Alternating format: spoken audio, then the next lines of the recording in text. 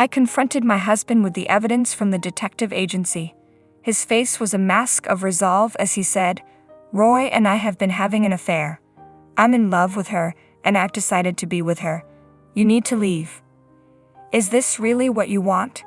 I asked, struggling to keep my voice steady. "It doesn't matter what happens next," he replied, his tone unyielding. I took a deep breath and thought about my own life. My name is Amy. I'm 37 years old and work in an office. I live with my husband Ted and our 5-year-old daughter Katie. We're close and support each other through our shortcomings.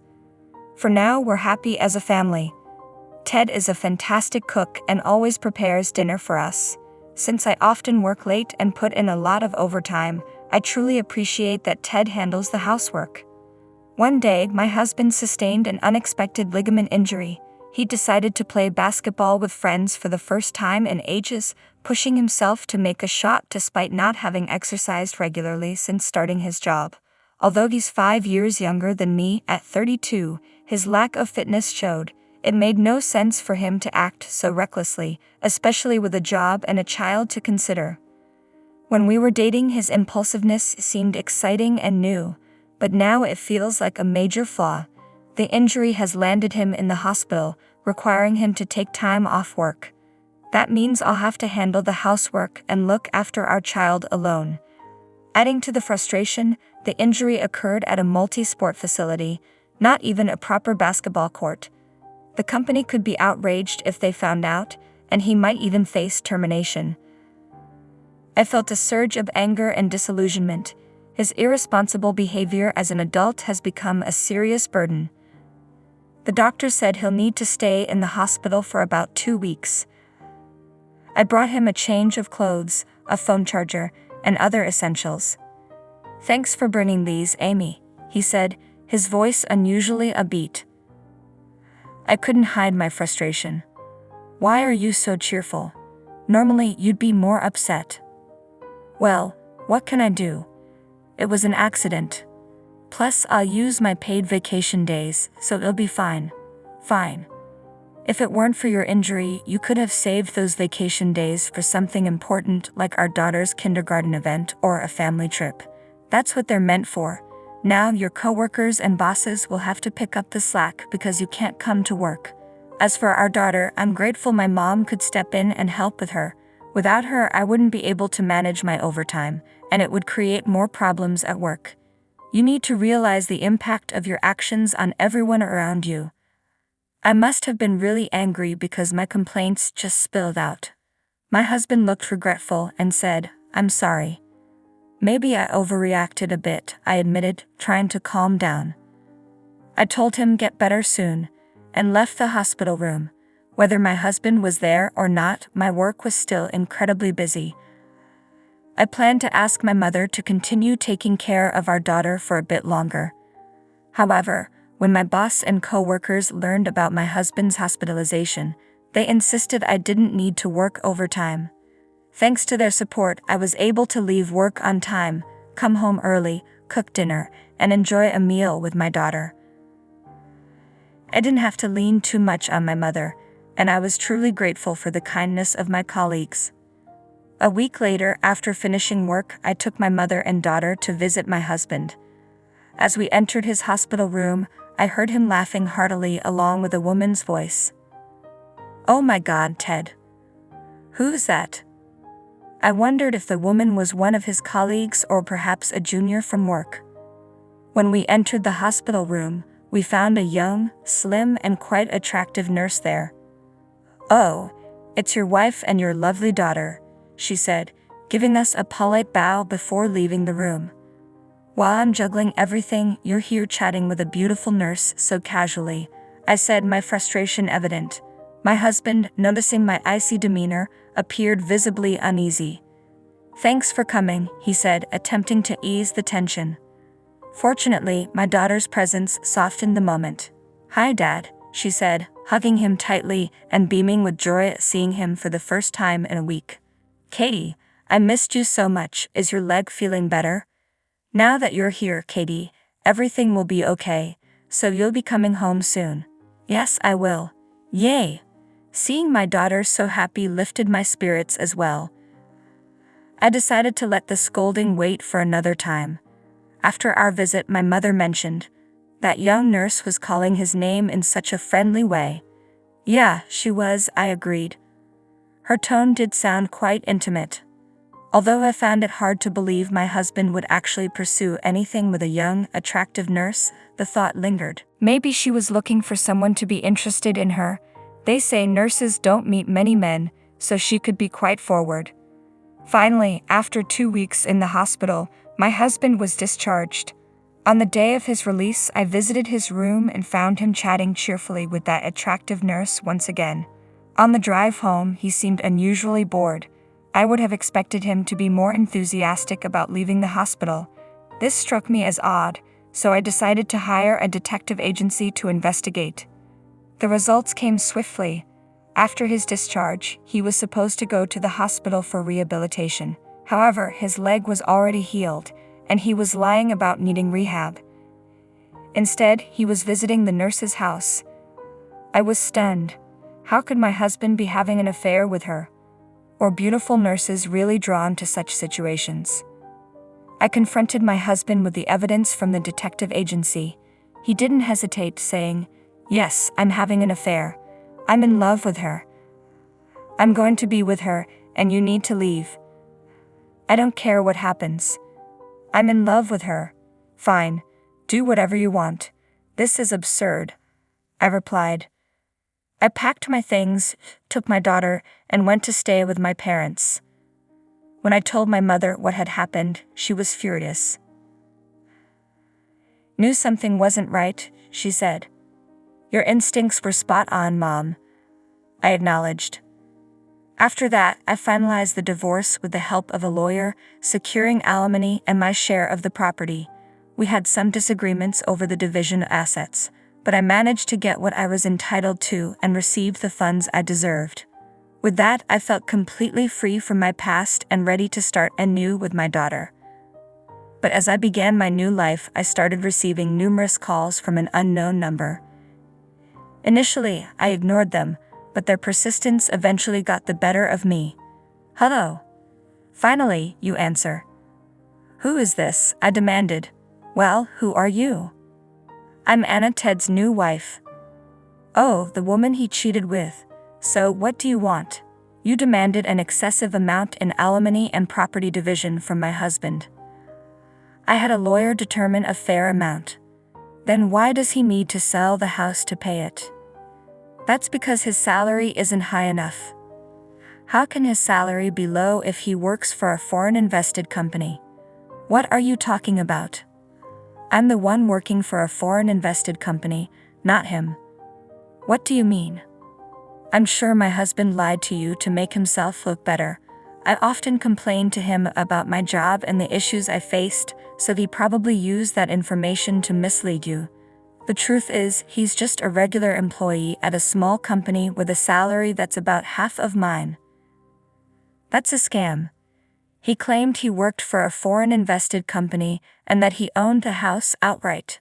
But the house is actually in both our names and I made the down payment, so if he wants to stay in the house after the divorce, he'll need to pay me half of its appraised value. "Oh no. He's not handsome, doesn't have money, and there's nothing appealing about him." "Well, I suppose he wasn't attractive enough for an affair. He was a good dad though." "Care how good he is with kids. He cheated on me." "I'm sorry to hear that, but you'd better make sure you pay your alimony. If you don't, I'll come after you." Soon after, I received a call from my ex-husband. He was upset because his affair partner had left him just before their wedding. It turned out she had dumped him. But he was the one who lied and tried to impress a beautiful nurse, so he brought this on himself. I told him that if he wanted to address his problems, he should start by earning as much as I do. Then I ended the call. Since then, I only see my ex-husband when my daughter wants to visit him.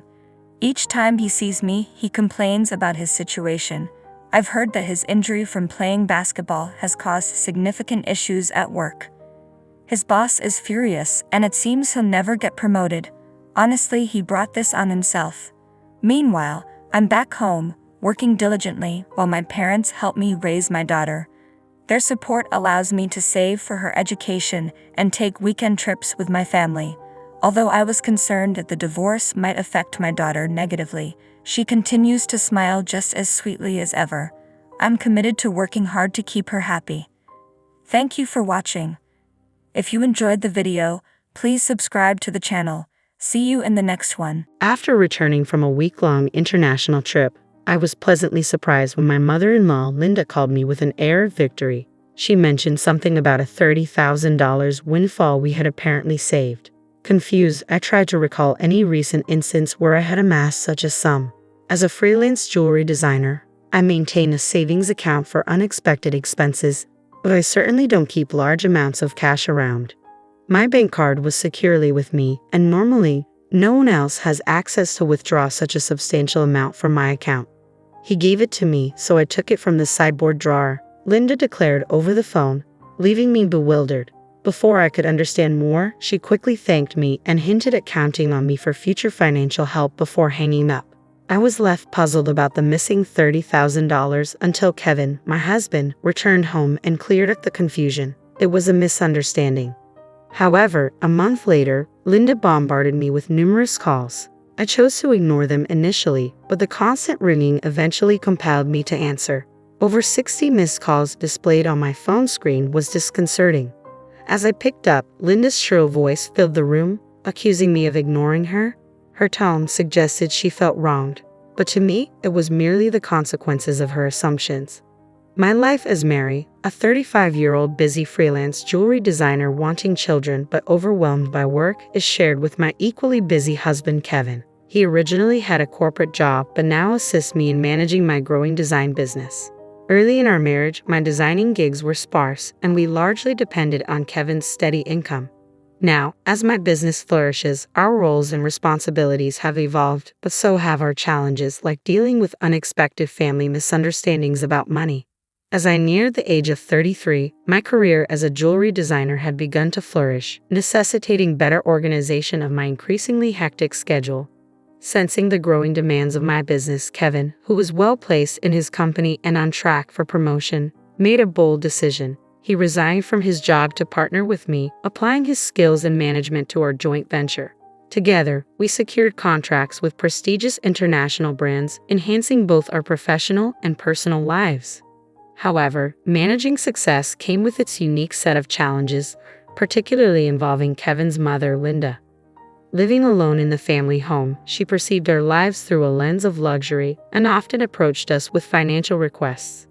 "You always seem to be living so lavishly. I'm jealous," she would comment. As part of my role, attending product launches and dinners with executives was routine, yet Linda saw these obligations as mere leisure. Her requests grew more personal over time. "I'm going to throw a party for my friends soon. Can you give me some money for it?" she asked on one occasion. Although it might appear that we could easily afford such expenses, maintaining our business image was costly and filled with obligations that we couldn't ignore. We weren't living in luxury. These were necessary aspects of our work. Despite my repeated refusals, Kevin, being her son, would occasionally acquiesce to demands, reasoning that a little financial help was a small price for peace. "If giving her a little money keeps her quiet, then it's worth it," he argued, finding it simpler to appease her than to have her work disrupted. Yet Linda's demands only escalated. Recently, she expressed a desire for a new dress for an upcoming gathering. Just the other day, Linda came over and pestered Kevin. "Wouldn't a two-piece suit work? We've been asked to buy clothes before," she said. There might be cheaper options, but what Linda wants is certainly not cheap. I explained to her that her rebuttal was that it was a fancy party, and she couldn't be the only one dressed in old clothes. Furthermore, she insisted on a matching bag, leaving us exasperated. To manage her frequent requests, Kevin had previously set up a credit card in Linda's name, instructing her to use it for her expenses. Initially, she overspent significantly and was cautioned by Kevin. Although he asked her to inform us before making significant purchases, she continued her extravagant spending. This pattern of financial demands has left both Kevin and me at our wits' end, trying to balance the delicate act of supporting family while maintaining the integrity and sustainability of our business. I discovered an exquisite ring and couldn't resist purchasing it, though I regret not informing you beforehand. Unfortunately, the bill was exorbitant. If spending is going to be this unrestrained, perhaps it's best to return the card. We simply cannot cover these costs. The credit card was in Linda's name, but Kevin was the one managing and paying the bills. Linda seemed to misunderstand the purpose of the credit card, treating it as if it were an unlimited resource. She didn't grasp that every purchase made would eventually need to be paid for, and since the money wasn't coming directly from her own pocket, she continued to use it freely. Recognizing the need to curb her spending, Kevin decided to set a spending limit on her card. This led to Linda storming into our home one day, frustrated and complaining. "What the heck? I couldn't pay for my shopping the other day," Linda complained. "Why?" We explained that your excessive spending was straining our finances, which necessitated lowering your monthly limit, Kevin replied, trying to maintain some peace. "It's still enough, right? But you two are still dressing up and going to fancy places. How is what I'm doing any different?" Linda protested, viewing our activities as purely recreational. "That's part of our job, Linda. If that's a job, then what I'm doing isn't any different," I explained. "It's unfair that only you two get to have all the fun," she argued. While it's true that our work involves attending product launches and parties in luxurious venues, these are professional obligations, not leisure activities, despite her misconceptions. Setting a spending limit on Linda's credit card seemed to have calmed the situation somewhat. Occasionally, Linda would visit and air her grievances to Kevin, but overall, life proceeded without major disruptions. As the end of the year approached, an exciting opportunity presented itself. A foreign brand manufacturer approached me with a proposal to expand our business dealings by relocating our base overseas. The prospect thrilled me, as it could potentially elevate me to the ranks of top-tier designers. Kevin, ever supportive as my manager, was all for taking the leap. "It's a chance we have to take," he affirmed. However, the prospect of moving abroad brought a new concern. Linda. Given her past behavior, it was a legitimate worry that she might insist on joining us overseas. The idea of living internationally was appealing, yet the thought of dealing with Linda's demands in a new country was daunting. When we shared our plans to move overseas for work with Linda that weekend, she responded exactly as we predicted. "I want to come too," she declared, assuming our move would be an endless vacation. "We're going there for work. It won't be as leisurely as you think," Kevin tried to clarify. "You're trying to trick me. You plan to live even more lavishly there without me watching," she accused. "We're not moving there permanently. We'll come back after our work is done," I assured her. I explained, trying to ease her concerns. "Yes," she retorted, "you're saying that, but you're planning to leave me behind, aren't you?" Exhausted by this repetitive argument, both Kevin and I were weary. In an attempt to compromise, Kevin suggested, "Okay, we can't take you with us, but how about we pay for a week-long trip for you instead?" Linda perked up at this. "Really? Are you sure? We'll cover your flight and hotel, but you'll need to manage the rest," Kevin affirmed, pleased at least for the moment. However, the peace was short-lived. A few days later, while Kevin was preoccupied with the overseas move arrangements, Linda dropped by unexpectedly. "Hey, Mary," Kevin said, "but I want to shop over there too. Can you give me some money?" she asked. "What about the card that Kevin gave you?" I inquired, knowing she had a designated credit card for such expenses. Linda's face fell. "That's the thing. Kevin finally took it away from me the other day," she admitted. It appeared she had been reprimanded for overspending, and anticipating the challenges of managing finances with different currency rates overseas, Kevin had confiscated the card. "I don't have that kind of money on hand either. I can't give you money without Kevin's approval." "Can you ask him?" I suggested, knowing full well Kevin's stance. "It's no use asking him. That's why I'm asking you," she pressed, raising her voice in frustration. Despite this, Linda did end up going on a 10-day trip abroad, which I assumed Kevin managed to fund somehow. Upon her return, she called me, brimming with excitement. "I'm back, and it was so fun." She excitedly shared tales of her sightseeing and dining adventures. "Though I hadn't asked, and I overbought souvenirs. I could have fit them in my suitcase if I had them shipped here. Can't wait for them to arrive," she exclaimed. "That's nice," I replied, trying to keep my tone neutral despite feeling a bit overwhelmed. "Thanks to the money you saved up, I had a blast," she exclaimed. "Saved up money? What are you talking about?" I responded, puzzled and a bit alarmed, having no recollection of setting aside money for her splurge. I found it in your house's sideboard drawer, Linda said, claiming she took $30,000. I was stunned. Why would such a large amount of cash be stashed away at home, especially not in a drawer where anyone could find it? Confused, I confronted her. I'm not sure what money you're talking about, but taking it from our house without permission is theft, even if you're family. Do you understand that? I asked. Linda's response was unsettlingly casual. That's why I'm telling you now. I used it. Consider it a post-factum report, she declared unapologetically. I have no idea about this money, but if you took it and used it without telling anyone, that's a crime. And if it was something Kevin had set aside for an important transaction, it's even more serious, I explained, trying to make sense of the situation. Despite this, there hadn't been any noticeable disruptions in our business finances during her trip. You two live so extravagantly, so why can't I have a little of that? Think of it as doing a favor for your parent. It's not a big deal, right? She rationalized, showing a sense of entitlement that was hard to comprehend. It's one thing to ask for help from your son and his wife, but this is not how you should behave after taking someone else's money, I replied, still in disbelief. I'm glad you enjoyed your trip. I'll have to discuss this with Kevin when he returns, I continued. Kevin will understand. After all, I'm his only mother, and $30,000 isn't much to him, she assumed. All right, I'll pass the message along, I said, astounded by her lack of awareness. Later that evening, when Kevin came home, he looked troubled. Mary, do you know about the money? I left it in the drawer, he asked urgently. 15 days ago, I withdrew it from my bank account, and now it's gone. Keeping such a large sum in a drawer, didn't you think it was careless? He questioned.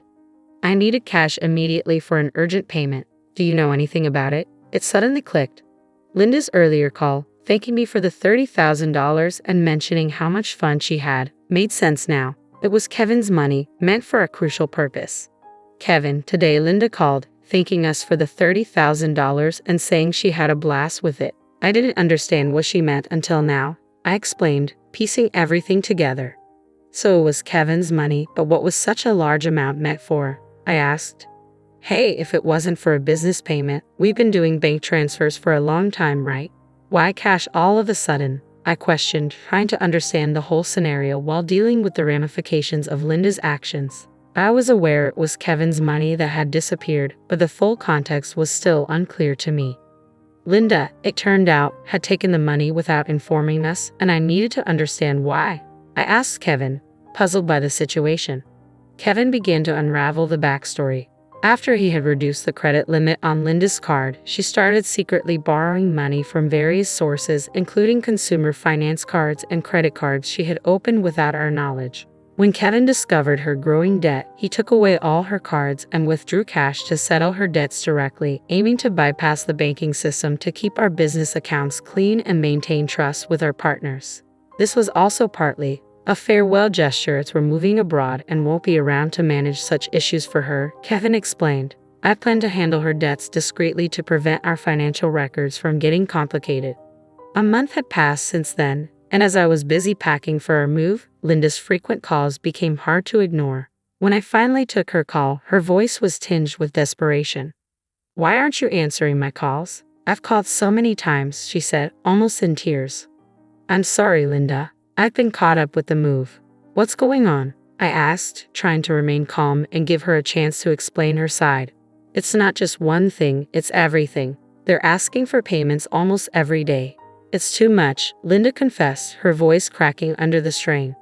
Have you tried contacting Kevin about this? I inquired, hoping she had sought his help first. He seems to be blocking my calls. I can't get through to him at all, Mary. You're my only hope now. Please help me, she pleaded. I realized then just how complex the situation had become. Linda's financial recklessness had led her into a labyrinth of debt, and now, isolated from Kevin's assistance, she was turning to me as her last resort. As we prepared to start anew in a foreign country, the challenges of dealing with Linda's financial chaos loomed large, demanding immediate attention before we could fully focus on our new beginnings. I was taken aback by Kevin's drastic approach toward his own mother. If he had used the prepared funds to directly settle Linda's debts, this distressing situation might have been avoided. Instead, Linda was now overwhelmed with collection letters and relentless calls from finance companies and consumer lenders. It was a scene reminiscent of something from a dramatic film, one I had never expected to witness in real life. I'll talk to Kevin, but I can't guarantee what he'll do. A son should help his mother in trouble, right? Please ask him for me, Linda pleaded at the end of our conversation. However, with our impending business expansion and our financial resources already stretched thin, we couldn't afford to further assist Linda, especially given that she had misused the money meant to settle her debts. When I relayed the details of the call to Kevin upon his return home, he responded with a mixture of fatigue and resignation. I had planned to sort things out before we left, but she squandered that chance herself, he said coldly. Indeed, the money was originally earmarked to clear Linda's debts, but she had instead blown it on a lavish trip, leaving no room for excuses. As Linda's calls persisted, I followed Kevin's lead and set her number to block, although part of me wished to help her. After all, she was Kevin's mother, but there was nothing I could do if he had chosen to detach from the situation. Meanwhile, the day of our move overseas was quickly approaching, and I still had a lot to pack. Amid the chaos of packing, I discovered another troubling piece of news. Linda had resorted to selling her house to manage her debts. It turned out she had concealed even more liabilities than we knew. The total amount was so substantial that even after selling her property, she couldn't cover it all. The thought of losing the family home where Kevin had grown up was profoundly upsetting. Hey, our family home is gone. Are you okay with that? I asked, sensing his sadness. How can I be okay, but there's nothing we can do, Kevin replied, his voice tinged with sorrow. Losing the house where he grew up must have felt like a great loss, akin to how I felt when I lost my parents' house early in life. In the midst of these complex feelings and the heavy task of packing, we had to come to terms with the fact that some situations were beyond our control and focus on our future. As we prepared to start anew in a different country, the bittersweet reality of losing a family home struck me deeply. I observed the situation unfolding with Kevin. Unlike my past experiences, Kevin had not only lost the tangible structure where his earliest memories were formed, but also his emotional sanctuary. All this while his mother, Linda, is still alive. It's an indescribable feeling, the mixture of loss and displacement, especially under such painful circumstances, I thought. The impact is profound and complex, far more than mere bricks and mortar. It's about losing a part of one's history and the comfort of a place to return to that no longer exists. Linda, now residing in a modest apartment, faces the daily grind of managing her debts. She works part-time, a challenging reality given her age. Employment opportunities for the elderly are not just limited, they're often physically demanding and less rewarding. This stark new reality for her is a drastic shift from her previous life, believed to be filled with unchecked spending and financial freedom. Though sympathy naturally arises seeing her struggle, it's tempered by the knowledge that her situation is the direct result of her own financial imprudence. Life teaches us that actions have consequences, and Linda's case reaffirms the harsh truth that financial responsibility is crucial at any age. Back in our new environment, the business is thriving beyond our initial expectations. The move overseas has catapulted our brand into the international spotlight, bringing in a flurry of inquiries and offers from various corners of the globe. Every new email and call brings potential for expansion and collaboration, which is incredibly exciting but also immensely demanding. The success is exhilarating, however, it envelopes our entire lives, leaving little room for anything else.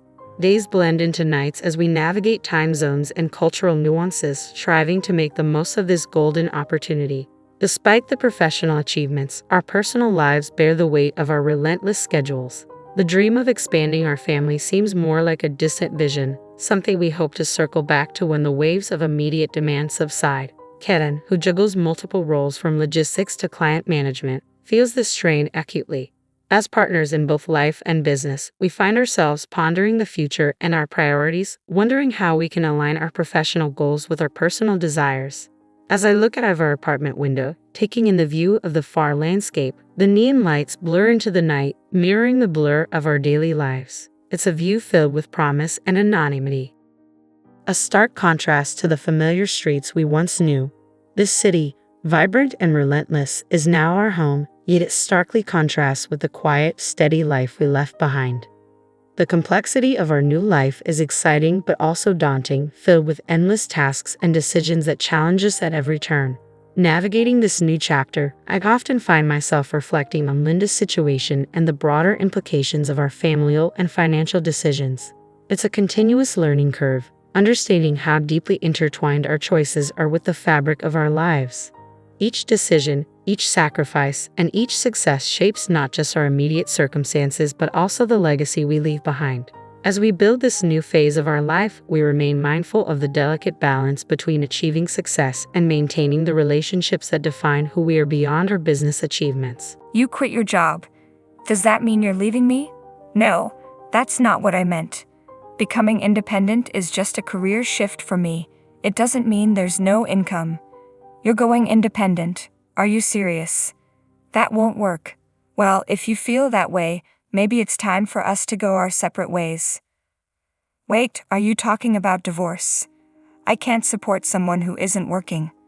My name is Lisa.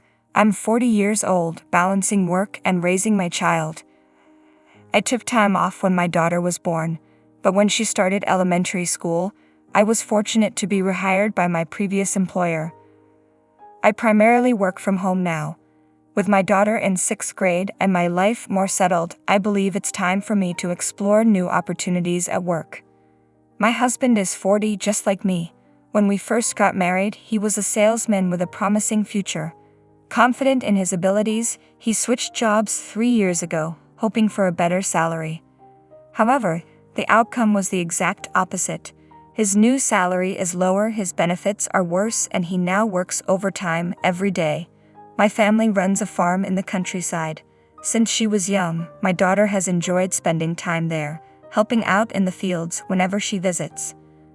My parents love working alongside their grandchildren and have always been dedicated to involving her in farm work. Despite this, my husband despises the countryside and refuses to visit my parents' house with me for any reason. I'm heading back to my parents' house for a week. What about you? I've got work, so I won't be joining you. I'm tied up with a project that's nearing completion. Got it. I always knew my husband wouldn't be coming along, but it's important to ask anyway. Even if you're aware he won't be there, it's part of being a family. When my daughter and I are away at my parents' house, he calls me every day. While it's fine if he's calling out of concern or affection, his calls often revolve around trivial matters. What should I have for dinner today? How about the leftovers in the fridge? I'm not really in the mood for that. Then why not cook something yourself? Why should I? I'm exhausted. I know you've had a long day. By the way, where are my change of clothes? They're folded in your usual drawer. Whoa, what's with these corners folded like this? Well, if you're not going to take care of it, then you're on your own. My husband has been like this the entire time I've been at my parents' house. I mostly ignored his calls and messages. He's never happy when my daughter and I visit my parents. Every time we return home, the place is a mess with garbage everywhere. Mom, when we visit Grandpa's house, he always leaves the room in such a state. Yeah, he does. Why do you always end up cleaning up after him? Mom, he's the one making the mess, right? Shouldn't he clean up after himself? Absolutely. My daughter is just as frustrated with my husband's attitude as I am. Even though we enjoy our time at Grandpa's house, I dread coming home to a messy place. Yeah, Mom doesn't like it either. Hey, can we leave Grandpa's house soon? I feel bad for Grandpa and Grandma. They work so hard in the fields. I wish I could help them more. Thank you. Grandpa and Grandma would really appreciate that. My daughter's kindness is a stark contrast to my husband's selfishness. I'm growing increasingly tired of his childish behavior. After a long vacation, I returned to the office to discuss my health, annual assessments, and future goals. My daughter's suggestions inspired me to present a proposal to the president. Why don't we use our program to integrate more IT into agriculture? Well, that's a concept other companies have been exploring for quite some time. That's true. It's a field that's been established abroad for decades. Japanese companies have been developing new agricultural business models for the past 10 years. With the data and patterns we have, I believe we can make it work. We already have potential farmer partners who are interested in this operational model. I understand. In the meantime, could you submit a proposal? Sure, I'll get on it. I immediately reached out to my parents and they agreed without hesitation. My daughter's comment about her grandparents working hard and her desire to help sparked a great business opportunity. A month after submitting the proposal, my project was approved. I threw myself into the work, driven by the hope that if the project succeeded, it could benefit my aging parents. However, my husband was relentless in trying to undermine my enthusiasm. You've been acting kind of flirtatiously lately. It bothers me. Oh, really? Are you getting carried away? I'm not sure. Your face just brings me down. If it's affecting your mood, then you don't have to look at me. I understand what my husband is doing. He's trying to make me feel bad. I already feel pretty down, just as he wants. But I don't let it show on my face. I keep my tone neutral and treat him normally. He's always been this way. Whenever I start to get excited or enjoy myself, he seems determined to bring me down. I'm used to it now, so I don't let it affect me too much, but it still doesn't sit well with him. Ha, I can't just avoid you. We live together. That's not true. You can just stay in your room. I'm perfectly capable of handling my job and taking care of my daughter on my own. If you took better care of yourself, we might avoid these confrontations. That's not what I meant. My husband is yelling at me and it's really upsetting. I want to get a divorce, but I'm unsure how to explain it to my daughter. I'm struggling to make a decision, and since I don't react to his outbursts, he's now criticizing the farmers. Maybe your difficulty in understanding his underlying intentions is because you grew up on a farm. He really is acting like a child. I try to stay calm, but his comments about my parents really get to me. This time though, I'm the one maintaining my composure. For the first time, a project I proposed has been accepted and I'm so motivated that my husband's irritation doesn't bother me much. So you're saying you can't do your job because you grew up in the city? That's crossing the line. That's exactly what I'm going to tell you. Stop being a jerk. No, you were the one who started this. We've been arguing a lot lately. He used to be a nice guy, but he changed just before he switched jobs. My husband and I were already struggling to get along, but my work was going great. A few months later, I decided to resign from the company after discussing it with them and citing a licensing agreement. I chose to become independent. I had informed my husband about this decision in advance, but he clearly didn't pay attention. As soon as I resigned, he told me he wanted a divorce. You quit your job. Does that mean you expect me to support you? No, that's not it. Becoming independent is just like changing careers. It doesn't mean there won't be any income. You're going independent, are you serious? That's not going to work. Well, if you feel that way, maybe you should go independent for me too. Wait, are you talking about divorce? I'm not going to support someone who isn't working. I was taken aback by his sudden mention of divorce.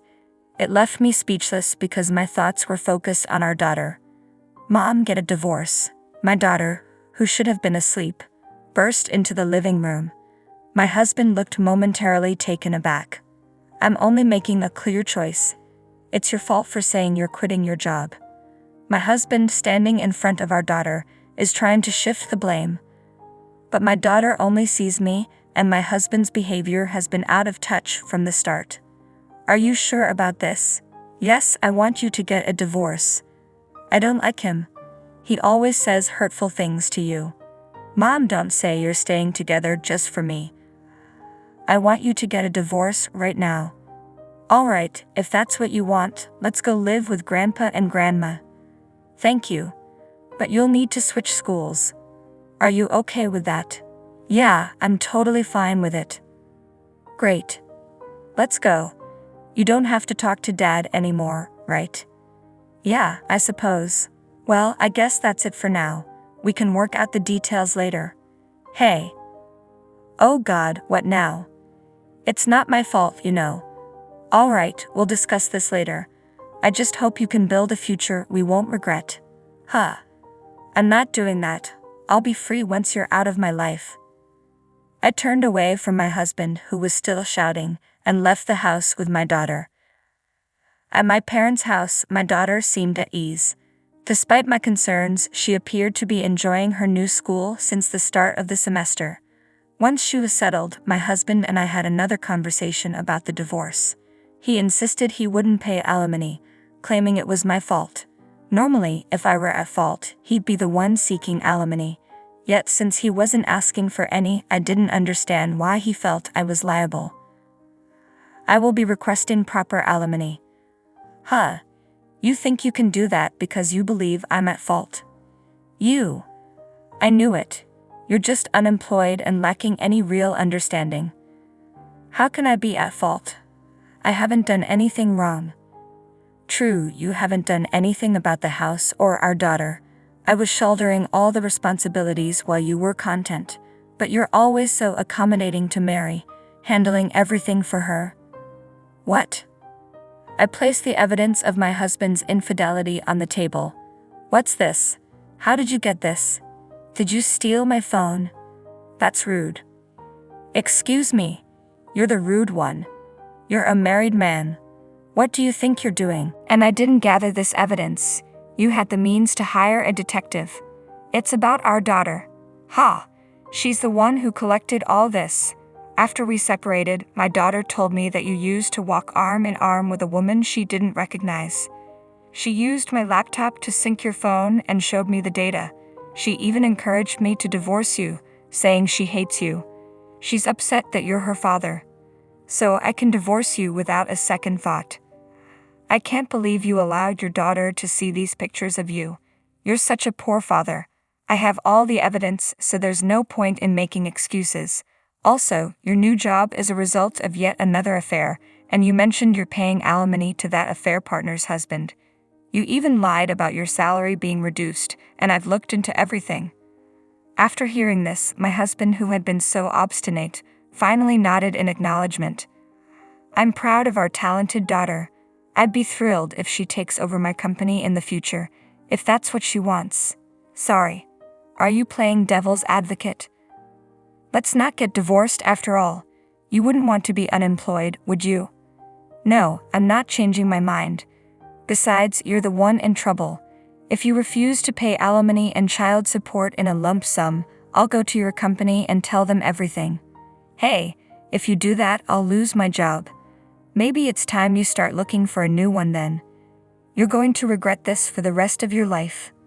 My husband stopped and asked for my help, but I merely smiled and dismissed him. When he hesitated to sign the divorce papers, I hired a lawyer and let them handle everything. Within less than 2 weeks, our divorce was finalized. My ex didn't want to incur any more costs. With 2 alimony cases and child support on top, a lawyer was pushing him to the brink of financial ruin. Eventually, he paid all the alimony and child support in one lump sum. Unable to cover it with his savings, he informed me that he was now in debt.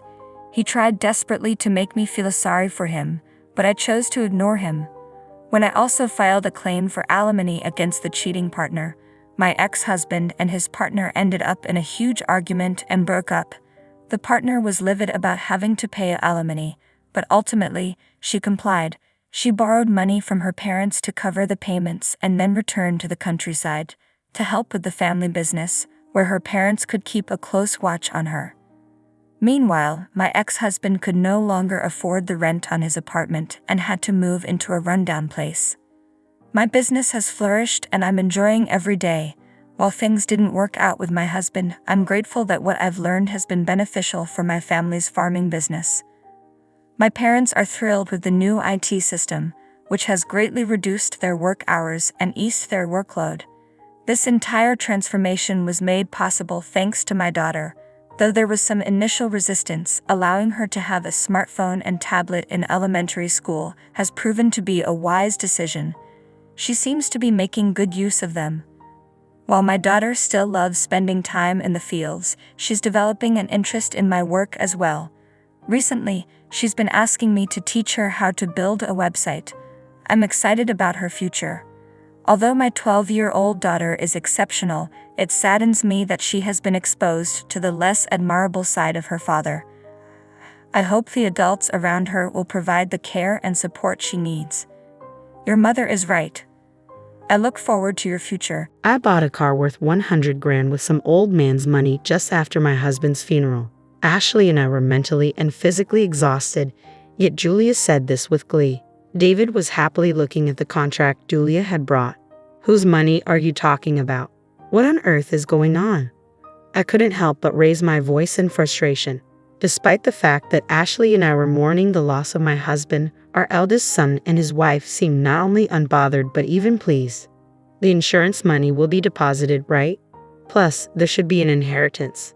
Out of Julia's bag came, unbelievably, my husband's bank book. Seeing that, I burst into laughter.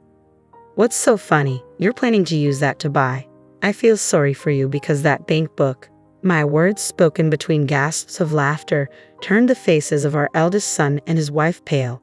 My name is Amanda Simpson. I was married to Chris and blessed with 2 children. Our eldest daughter Ashley, our eldest son David. Chris's family has been a line of doctors for generations. Both my father-in-law and mother-in-law have medical licenses. Chris had also been working hard since childhood to become a doctor.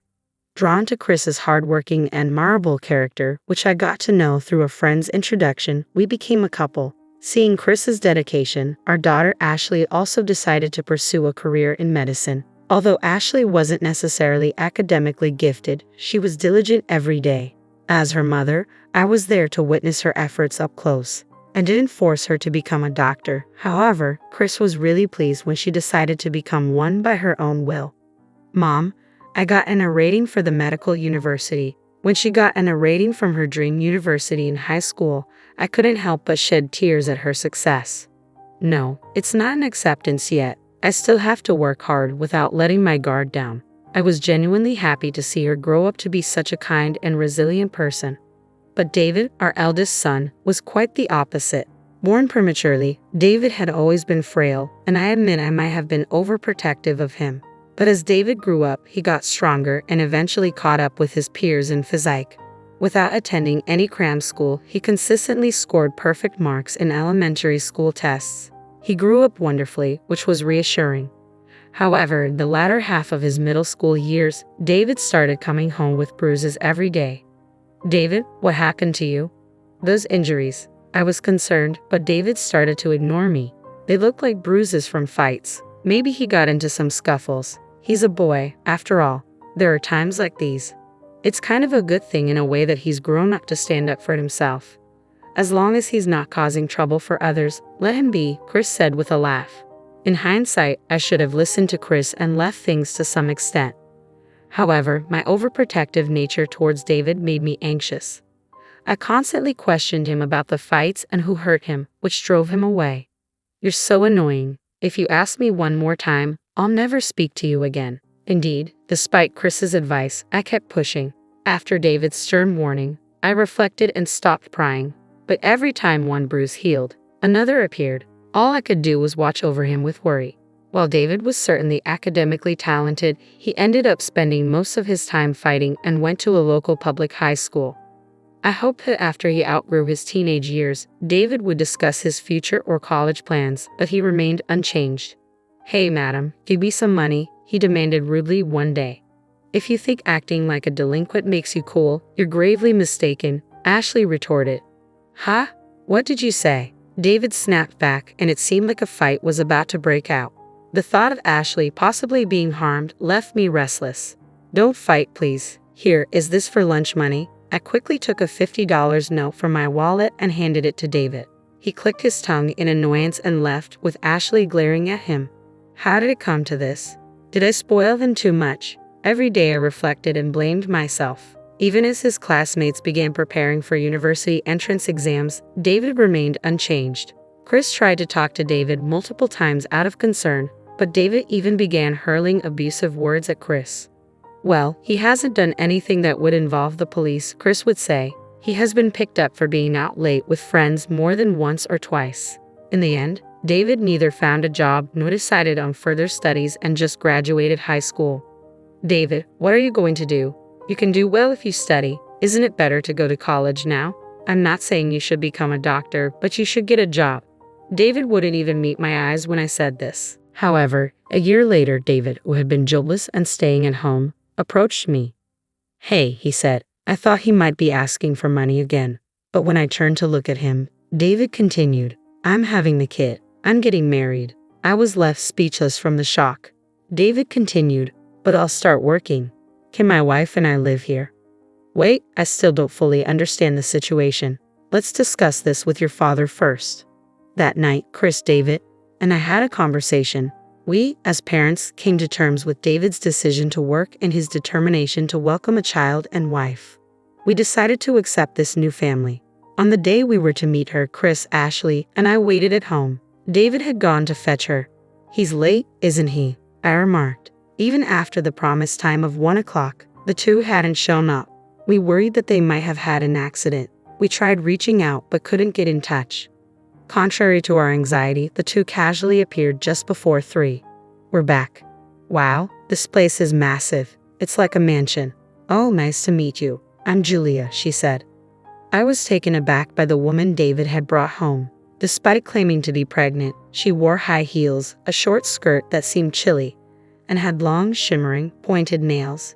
In her hand was a plastic bag from a baby goods store, and she greeted us with surprising words. Nice to meet you. I'm David's mother. Really, you're prettier than what David described. Nice to meet you, Amanda. Her behavior lacked any semblance of manners, and I was simply stunned. Where's my room? She asked.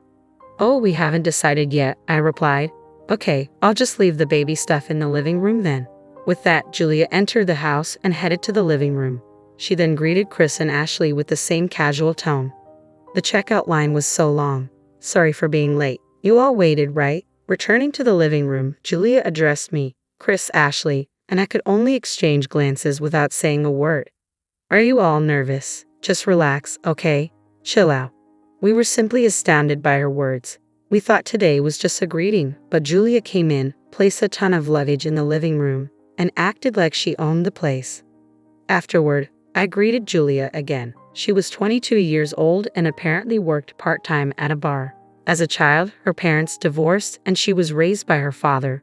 However, he later disappeared, and she seems to have grown up in a children's home. I understood it must have been tough without any family, but there are kids who turn out well despite that. I don't think one's circumstances can be an excuse for rudeness. Then Ashley talked to Julia as she discussed her past. How many weeks pregnant are you now? I noticed earlier that you're wearing high heels. Your belly doesn't seem to be showing yet, but it's dangerous. I felt relieved after Ashley kindly said that.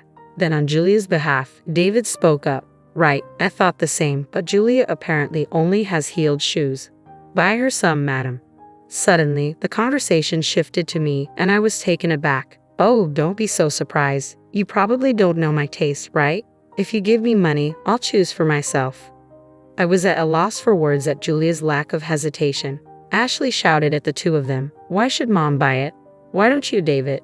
But the baby inside me is her grandchild, isn't it? Julia retorted. So what? It's your child? Ashley shot back. Scary. Is this what a sister-in-law is like? Hilarious, Julia said, mocking her. Ashley was furious at that remark, while Chris just kept silent, his mouth shut tight. What kind of attitude is this? She seems to be looking down on us even though we just met.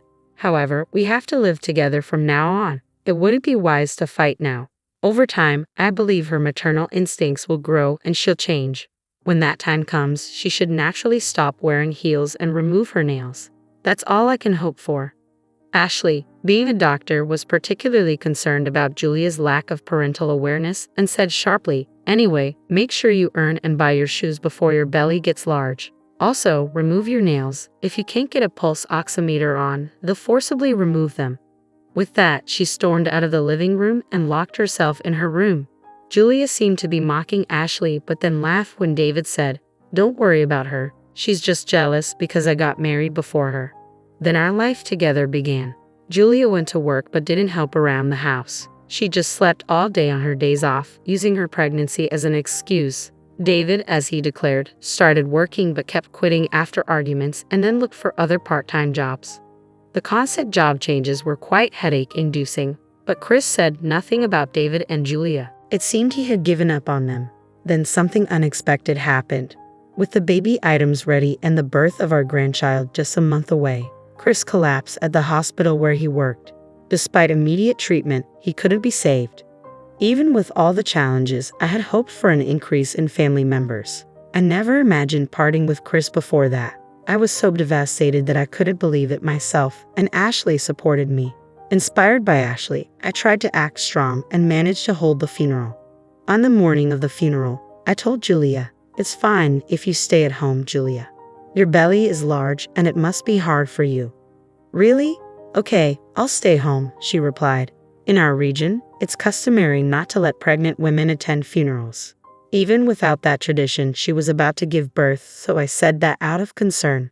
Julia gladly accepted my offer. It was my suggestion, and I was okay with it, but I headed to the funeral feeling a bit uneasy.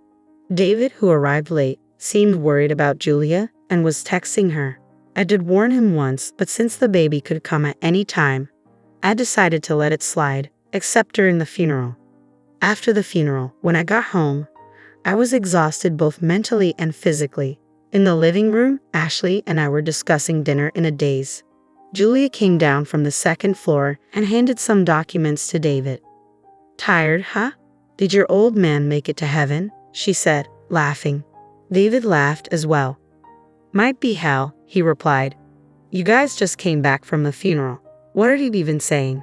Ashley was furious, but I didn't have the energy to get angry anymore. "Come on, Ashley, just go with it," Julia said, pointing at the documents she had given to David. Ashley and I naturally looked at those papers. "What's that? What do you mean, go with it?" The heat of the moment left us bewildered and concerned. "I used Chris's money to buy a car worth 100 grand, Julia declared, holding up some documents. Ashley and I stared in disbelief while David looked on happily. "Whose money? What on earth are you talking about?" I raised my voice out of frustration. Chris had passed away, and while Ashley and I were grieving, the couple seemed pleased instead of saddened. "We get the insurance money, right? And there should be an inheritance," Julia said, pulling out a bank book from her bag. "Dad's bank book? Julia, did you steal it when we were out?" "That's a rude thing to say. We live together, so it's not stealing. Plus, I learned where the bank book was from David, right, David?" Julia responded defiantly. It seemed David was an accomplice. What a pitiable eldest son he was. I hadn't anticipated this at all. I looked dejectedly at the bank book in Julia's hand. Chris's name was clearly written on it, but upon a closer look, I noticed something odd. When I realized the cause of the inconsistency, I couldn't help but burst into laughter.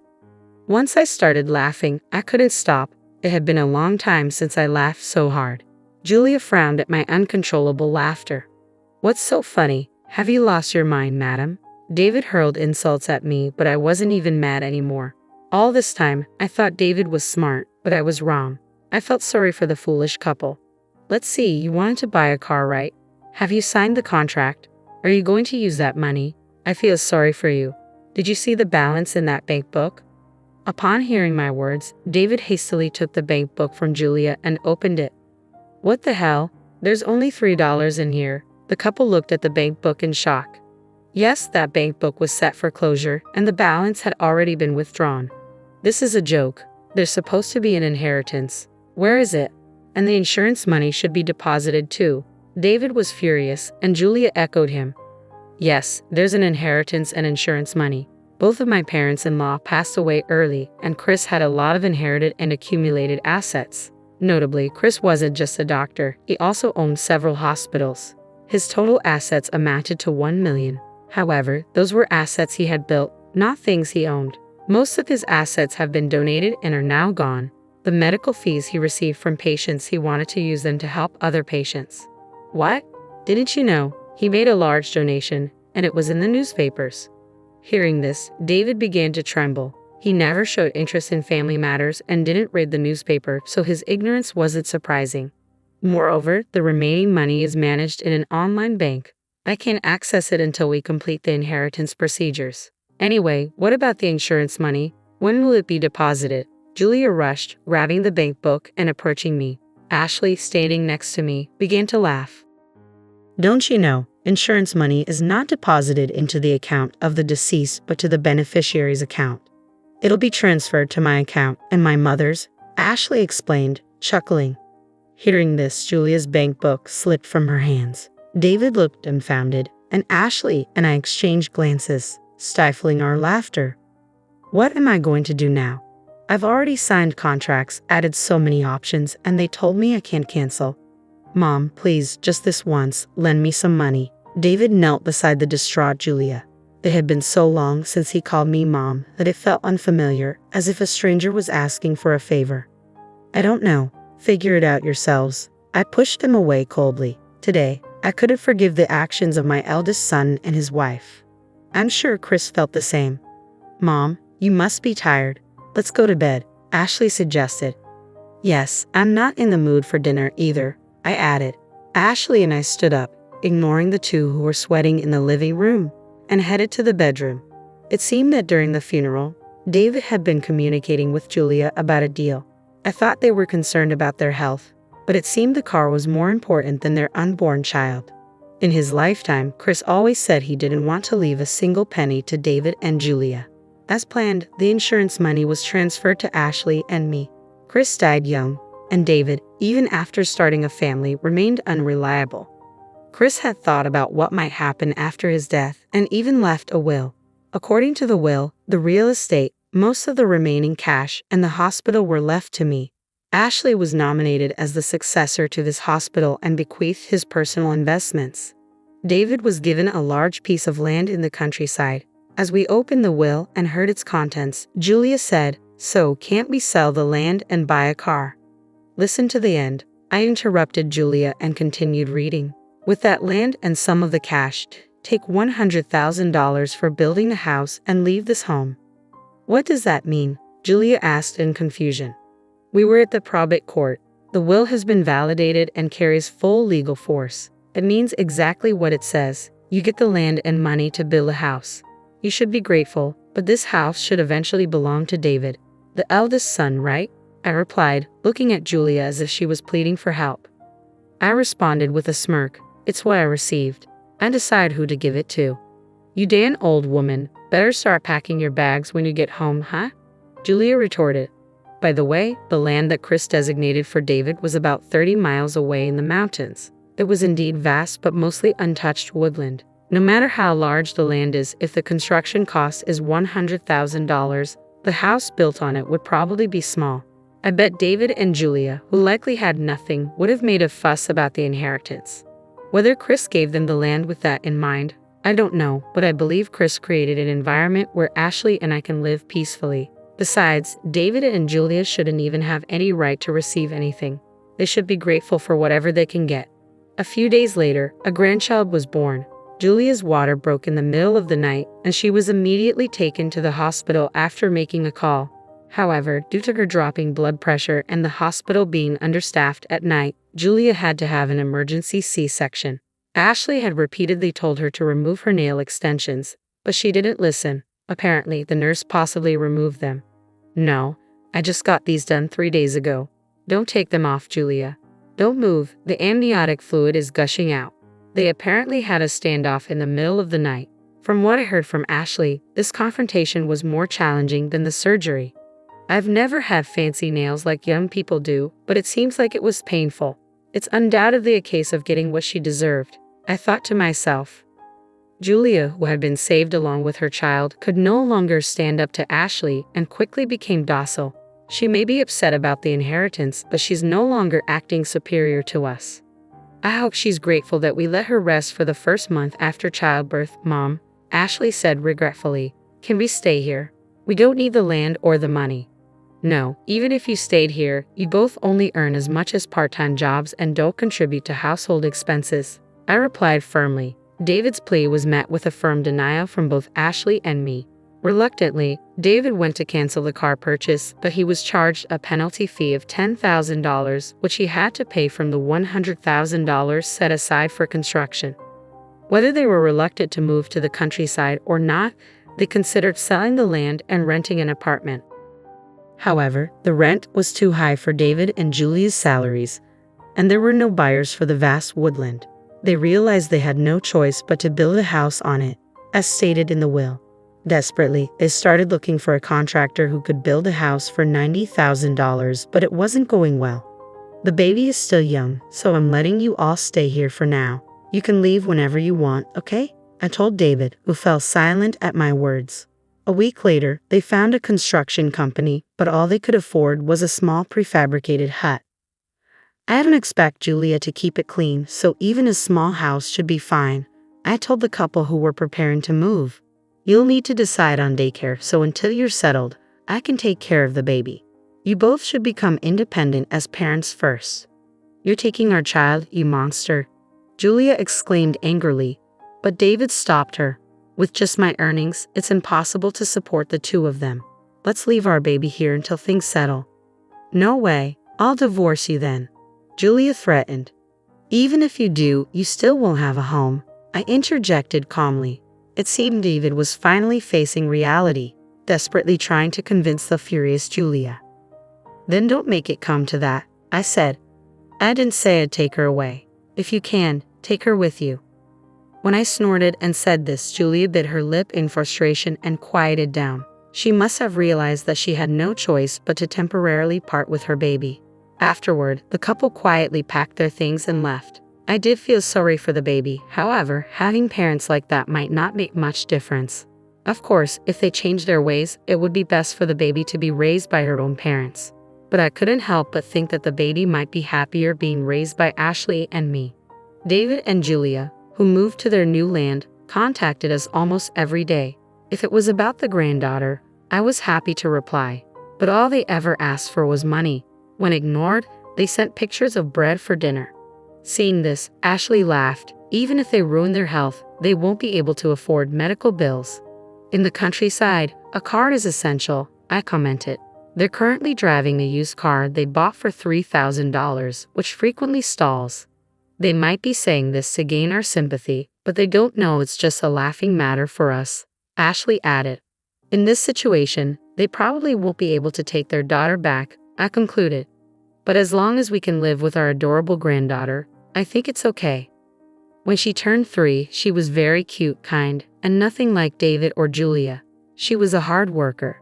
Ashley bought her a number puzzle, and she eagerly learned numbers and could already read letters. David and Julia are still living day by day, Ashley observed. Occasionally, when they receive pictures of their daughter, they exclaim, "Super cute," as if looking at a stuffed toy.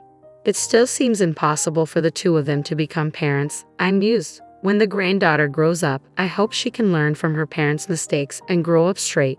That's what I think. It appears my husband has fallen under some devilish influence. I've made the decision to transfer ownership of this house to Susan. Should anyone oppose me, be prepared for the possibility of divorce. My husband intends to bestow our home, registered under my name, to the spouse of our eldest son, a true harpy who should vacate immediately. This conniving wife has manipulated my husband to her advantage, but I shall reclaim what's rightfully mine. I find it rather amusing, really. I can easily manage the monthly mortgage of $1,800 on my own. As it seems, even my eldest son has aligned with her. Well, I no longer hold any sentimental attachment to this decrepit abode. I shall relocate elsewhere. Rest assured, all three of you will face the consequences. Prepare yourselves.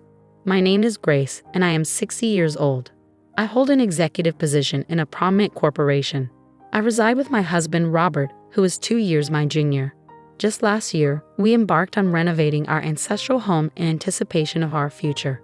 Built by my father, the house had aged considerably and required updates to accommodate our advancing years.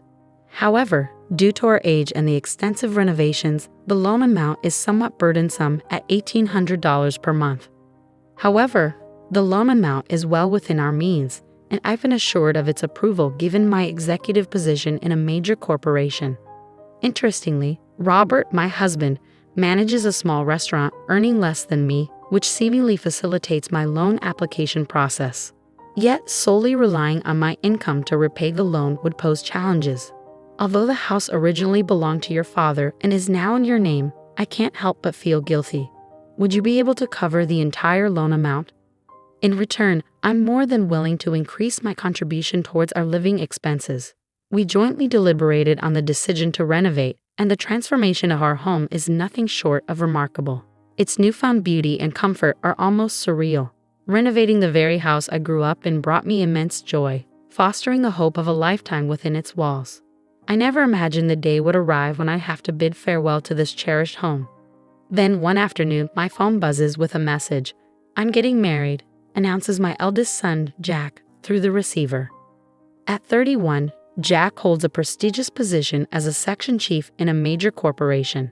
He's always been diligent, immersing himself in studies and extracurricular activities, and his dedication has only deepened in adulthood.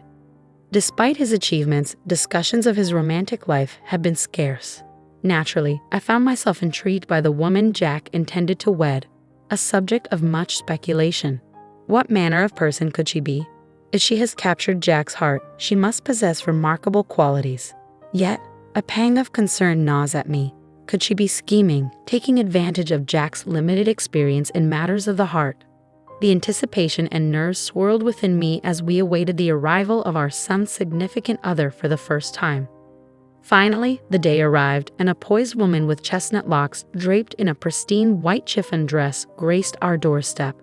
"I'm Susan, pleased to meet you." She greeted us with impeccable manners and a tidy appearance, leaving a favorable first impression. Flashing a brilliant smile, she extended her greetings to both Mom and Dad. Observing her, I couldn't help but feel reassured. Jack could surely be entrusted to her care. It seemed Robert shared my sentiments, his grin mirroring my own. "She's a keeper," he whispered in approval. Susan, catching his words, clasped Robert's hand and met his gaze earnestly. The intensity of the moment left me questioning her motives. What was she playing at? Taken aback by her sudden closeness, I instinctively recoiled, sensing Jack's own surprise, though Robert appeared unperturbed. While I harbored no feelings of jealousy, the encounter left an uncomfortable knot in my stomach. What are you doing?" I questioned, my tone tinged with uncertainty. "Thank you," Susan replied, her response doing little to ease my unease. Sensing Jack's discomfort, I directed my attention towards Susan, only for her to stammer apologetically, "Oh, I'm sorry.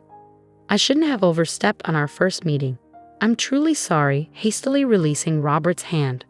I often hear that I lack awareness of personal space. It's never my intention to cause offense. I just end up doing it. I'm really sorry. Despite her sincere remorse, I couldn't help but feel taken aback by her behavior, a stark contrast to my initial positive impression. But Jack is absolutely smitten with her, even with her unconventional behavior. Robert interjected, his tone tinged with fondness. Susan's lack of personal space is actually one of her endearing qualities. She's the one who took the initiative with me, despite my shyness around women. Thanks to her, I've been able to open up and envision a future together. Seeing Jack, who's usually quite introverted, transform like this, well, I trust him in your hands. Despite my initial reservations, I came to realize that Susan was indeed a kind-hearted person. With my approval granted, their wedding plans swiftly fell into place, culminating in a joyous ceremony just a few weeks later. From the depths of my heart, I wish them nothing but endless happiness. 6 months into their marriage, upon returning home one evening, I was greeted by an unexpected sight. A pair of women's shoes sat at the entrance, and in the living room, I found Susan. "Ah, welcome back, mother-in-law," she greeted me cheerfully amidst the scattered remnants of a drinking session. Puzzled by the scene, I couldn't help but inquire, "What's all this? Why the impromptu party without Jack?" Curiosity piqued, I sought an explanation. "Well, on my way home from work, I ran into Susan. She expressed a desire to bond, so we opted for a drink. With payday still out of reach, we thought home was the best venue," Robert explained, his tone tinged with amusement. But why not include Jack in the festivities? And I wouldn't want to intrude on the newlyweds' privacy. They could have simply enjoyed a drink at their own place, I countered, tilting my head in confusion. "It could have been fine at our place, but our home is a bit of a mess right now," Susan confessed, her words slightly slurred from the effects of the drinks. "But why drink here together? Why not invite Jack?" I pressed, puzzled by the unconventional gathering. Having a daughter-in-law visit her in-laws for drinks while they're newlyweds? It's a bit unusual. I remarked, scanning the room for any sign of Jack's presence. Jack's swamped with work, and I've been pulling overtime shifts. It's just so lonely. Susan's voice cracked as tears welled up in her eyes. There, Susan. It's not your fault, I comforted, reaching out to console her. Jack is the one to blame for leaving his newlywed wife alone. Robert consoles Susan, gently stroking her hair. Oh, daddy-in-law, I inwardly cringed at the peculiar sight. It was all rather unsettling. Robert, remember your position. Susan is your daughter-in-law. Showing such intimacy is disrespectful to Jack. I reprimanded him firmly, hoping to steer him back to propriety. However, before I could say more, Susan interjected, "Please don't scold daddy-in-law." What? I couldn't help but express my bewilderment at her defense of Robert. Though I had much to say, the exhaustion from a long day at work left me devoid of energy. I'm going to take a bath. Please clean up, I sighed, retreating to the bathroom to seek solace. Resolved to address the situation, I dialed Jack's number to explain the bizarre turn of events. He insists he'll leave work immediately to pick up Susan. Understandable.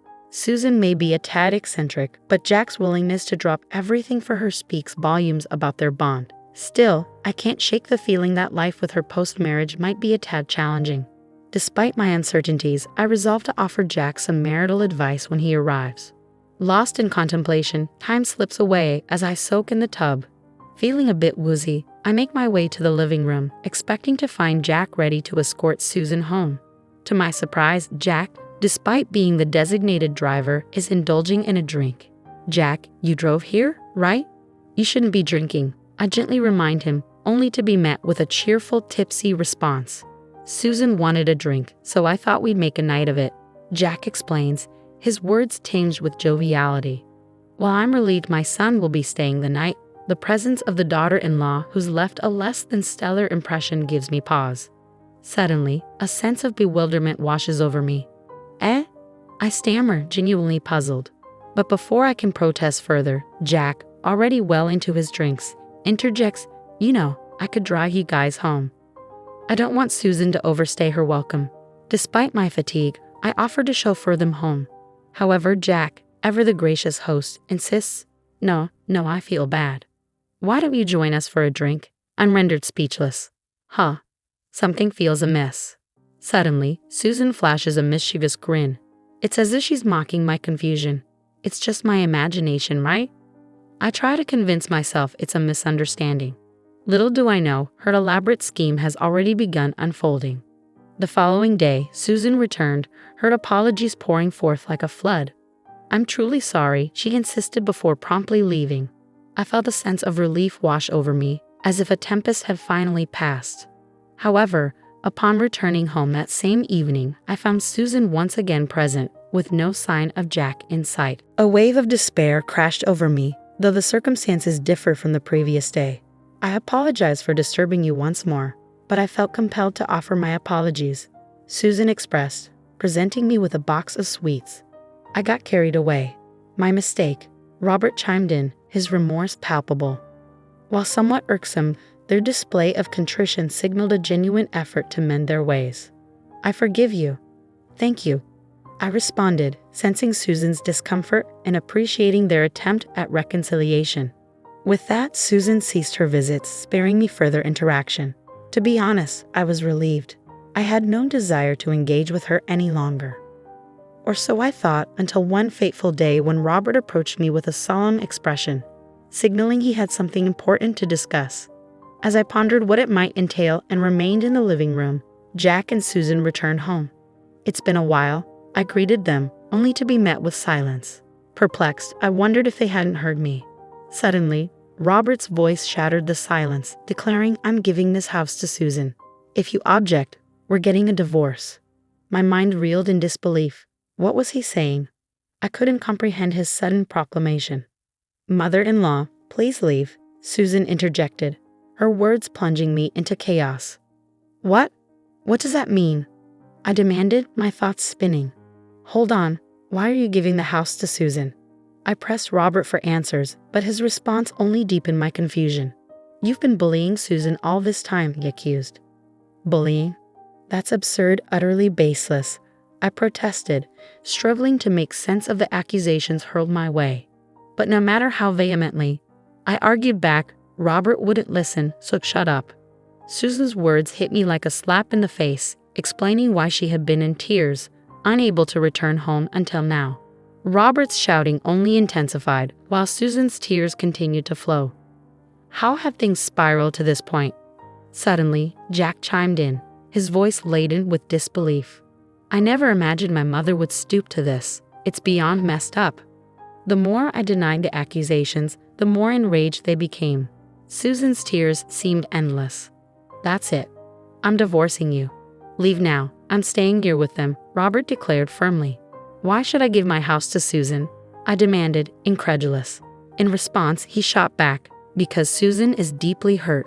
Ordinarily, we demand compensation, but I believe there's a better way. By taking away your prized possession and giving it to Susan, it'll inflict the appropriate amount of damage on you, don't you think? I didn't bully her.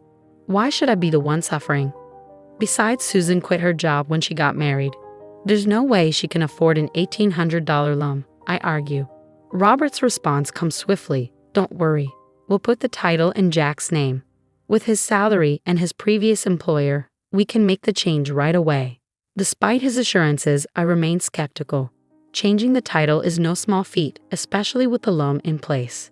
It's not as simple as just flipping a switch. I doubt the bank will approve it, I counter. Robert, however, remains optimistic. You work for a big corporation, and so does Jack. We should be fine. Besides, I have a friend who works at the bank where you have your loan. I'm sure we can talk to him, and everything will work out. It's baffling where their sudden confidence stemmed from. That's right, an $1,800 loan is a breeze. Lol. Jack, emboldened by Robert's assurances, now stands firm in his conviction that I must relinquish the house. Despite my repeated protests, insisting I hadn't bullied Susan and thus wouldn't give up the house, they remain unmoved. Every objection I raise only ignites another heated argument. This is too much, I mutter, growing weary of the ordeal. Through her tears, Susan finally speaks up, her voice trembling with emotion. Mother-in-law, for the sake of this child, please, she pleads, gently caressing her belly. My heart skips a beat as the weight of her words sinks in. No way, Mom. Susan is pregnant, Jack interjects, dropping the bombshell. Given her fragile state, the stress might lead to a miscarriage. So please, reconsider, he urges. Stress during pregnancy is indeed a serious concern, but surrendering my home over baseless accusations seems unfathomable. I'm left feeling bewildered and conflicted. Please just leave me alone for a moment, I murmur, retreating to the bedroom, seeking solace from the chaos unfolding. Doubts gnaw at my mind as I ponder Susan's accusations. Have I unknowingly treated her poorly? I wonder aloud, sinking into the bed, consumed by worry. Then, a sudden discovery jolts me from my thoughts. What's this? I gasped, spotting a strand of brown hair on the bedspread. Robert's and my hair are both jet black. There's no plausible explanation for a stray brown strand. Could this revelation hint at infidelity, adding another layer to our already tumultuous situation? My mind reels at the possibility, teetering on the edge of despair. I don't even know what's real anymore. I whisper, tears streaming down my face as I succumb to exhaustion, drifting into a fitful sleep. When I awaken, the room is cloaked in darkness, signaling that night has fallen. As I attempt to make my way back to the living room, voices drift through the air, indicating that Jack and Susan have yet to return home. I wish I could join in for a drink. Robert's voice rings out, brimming with enthusiasm. You can't, remember? You're pregnant, Susan reminds him, her tone equally fervent. Faced with their fervor, I find myself unable to intervene, resigned to the silent turmoil raging within me. Susan's cryptic accusations had left me in a state of despair, unable to bring myself to face the unfolding drama in the living room. Suddenly, the hushed tones of an intimate conversation pierced the silence. "Oh, Susan, I love you," Robert's voice murmured affectionately, followed by Susan's hesitant response, "Stop it, Robert. What if Jack or my mother-in-law finds out?" My heart raced with confusion and disbelief. What on earth are Robert and Susan doing? I muttered to myself, unable to comprehend the scene unfolding before me. Don't worry, Jack is passed out drunk, and Grace hasn't emerged from her room in ages. She's probably fast asleep by now, Robert reassured Susan, his tone laced with amusement. The realization hit me like a ton of bricks. So they've been planning this all along, I realized, a surge of nausea rising within me. They kicked me out of my own bed to have their tryst with Susan, hidden from Jack. My home, a mere venue for their illicit affair, I concluded bitterly, feeling utterly betrayed. Fine, I'll let go of this wretched place. But mark my words, there will be consequences. The following morning, I feigned sleep in my room, pretending as though nothing had transpired. Truthfully, I couldn't bear the thought of sleeping in that bed any longer, and the shock of the previous night had rendered sleep elusive. Finally summoning the courage to relinquish the house, I declared, "I've decided to hand over the house." The reaction was immediate. A collective grin spread across their faces. "Fantastic, let's initiate the transfer of ownership right away," Robert exclaimed eagerly. "I'm sure I can secure a loan approval in no time," Jack chimed in, his excitement palpable. It pained me to see him so oblivious, but I refrained from speaking the truth to a son who seemed wholly under his wife's sway. "Not yet," I interjected, delaying the proceedings. In the days that followed, divorce procedures and the transfer of ownership consumed our time and energy. It was a grueling process, but we persevered, ultimately succeeding in changing the ownership. "From today onward, it's no longer your house," Robert proclaimed triumphantly. "Get out of here, old lady, lol." Susan's spiteful whisper sent a surge of anger coursing through me. "I'll leave, you don't have to tell me," I retorted, masking the hurt beneath a veneer of indifference. Surrendering the house I had called home for a lifetime was undeniably sorrowful, but it had morphed into a den of betrayal. Yet, I harbored no regrets. From now on, I'll turn the tables on these three in their twisted dynamic. They'll rue the day they crossed me, I vowed silently. Nearly a month after vacating the premises, I felt ready to execute my plan. Returning to my former home, I hesitated only briefly before ringing the doorbell. "What does a stranger want here?" Robert's voice, tinged with anger, greeted me even after all this time. "May I come in? I have something important to discuss," I stated assertively, unwilling to be dismissed so easily. "Why should I let you in my house?" Robert hesitated, clearly reluctant to entertain my request. "It's for Susan's sake, too. I have something important to share," I insisted, hoping to pique his curiosity enough to grant me entry. The mere mention of her name was enough to sway Robert, allowing me entry without hesitation. Though I felt a wave of disgust at the thought of invoking her name, I knew Robert's weakness for her, so I played that card. "An outsider is here," Robert announced, a term that stung, considering our former marital status. His choice of words irked me, but I pushed aside my irritation, focusing on the task at hand. "What do you want after all this time?" he demanded, the tension palpable in the room. "I want you to look at this," I replied, laying out the photos before them. "What? What is this?" Robert's voice betrayed his confusion as he studied the images before him. "These are," he began, his words trailing off as he recognized the figures in the photos, himself and Susan, captured on what appeared to be a date. In truth, since our divorce. I had enlisted the help of a private investigator to track their movements, resulting in these incriminating snapshots. "Just a moment.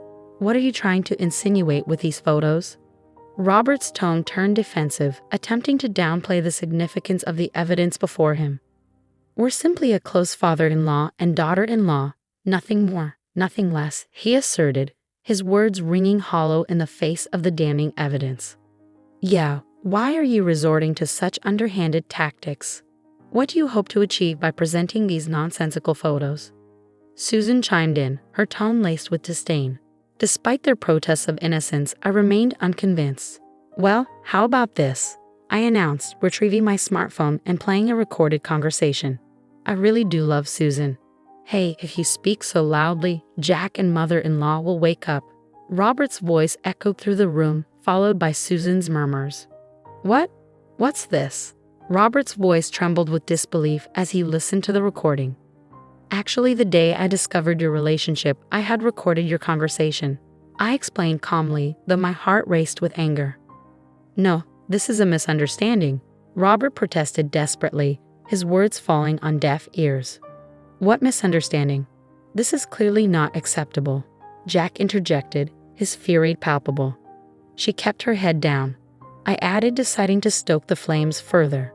Listen, I hate to ask, but who's really the father of that baby in your belly? I pressed, watching as Jack's complexion turned ashen. Is it with a dad? Jack's voice quivered with fear. No way, my father-in-law was pulling out every time. Oh, Susan's words trailed off, a realization dawning upon her too late. You just admitted it, didn't you? You just admitted it. Robert and Jack erupted into shouts, their anger boiling over. In the chaos that ensued, they ended up wrestling with each other, their scuffle abruptly interrupted by Susan's cry of pain as a cramp seized her stomach. I've been saying this all along, haven't I? I haven't been bullying Susan. Could it be that you were lying just to drive me away, to manipulate Jack? I interjected, my voice laced with frustration. Jack recoiled in disbelief. You're kidding. What the hell? That's just messed up with you guys, he exclaimed, his trust shattered. Unable to trust even my own mother, I watched as Jack grappled with the betrayal, his sense of guilt palpable. Now that you understand all this, spill everything, he demanded angrily, his gaze fixed on the two culprits. Reluctantly, they confessed, revealing, we have enough evidence. Here, are we going to court? The mere mention of the word court seemed to loosen their tongues, and they began to speak. Apparently, Susan initially loved Jack, but upon seeing our newly renovated and beautiful home during their marriage proposal, she grew envious. My parents' house was pretty run down, and I was jealous of a beautiful house like this, she confessed bitterly. The interior was quite nice too, she explained tearfully. It became evident that the woman who coveted a home like ours had meticulously orchestrated her plan to win over Robert on the day of the marriage proposal. So she intentionally ambushed Robert after his work without inviting Jack and brought him home. For several months, as Jack remained absent, she cultivated a relationship with Robert and plotted to push me out. Then why not propose to live together from the beginning? I questioned. She paused before replying. I have a negative perception of mothers-in-law. At home, my mom and grandma fought every day because my grandma bullied my mom. I didn't want to subject myself to living with a mother-in-law. The only way to live comfortably in a beautiful house was to get rid of the mother-in-law. Indeed, with such a perception, living with a mother-in-law would be undesirable. But to pursue your father-in-law? What did Robert think about this? I pressed further. I knew I was being manipulated, but when she greeted me with a smile, held my hand, Robert's admission trailed off, revealing his vulnerability. Despite being aware of being used, he seemed to have succumbed to her charm, choosing to abandon me to keep her by his side. You guys, you're the worst. Jack's words hung heavily in the air as the two offenders hung their heads, tears streaming down their faces. Following Jack's natural decision to divorce, he opted to verify the child's DNA, revealing Robert as the biological father. I won't pay child support, Jack declared, demanding compensation from the guilty parties. Of course, me too. I can't believe I'm suing my own father for compensation. I consoled Jack, gently patting his head as he grappled with the shocking revelation. That deceitful woman had upended all our lives, but she would soon come to regret her actions more than any of us. My intuition proved correct. 2 years later, she remarried Robert, choosing to endure their union for the sake of their child. Placing their offspring in daycare, she resumed work. Look, Daddy, Uncle came to pick you up today, she chirped to their child, unaware of the disapproving glances from other mothers at the daycare. The children seemed to be adjusting well, but she's struggling to connect with other moms, feeling isolated. When she attempted to explain her divorce and remarriage to her own parents, their fury was directed at Robert, leading to their estrangement. It's all a consequence of her choices. As for the house, Jack now resides there alone. I contemplated selling it, but couldn't bear to part with it, considering it's been Mom's home since birth, a repository of cherished memories. Despite my insistence that the house felt eerie after everything that happened, Jack couldn't bring himself to sell it due to overwhelming guilt.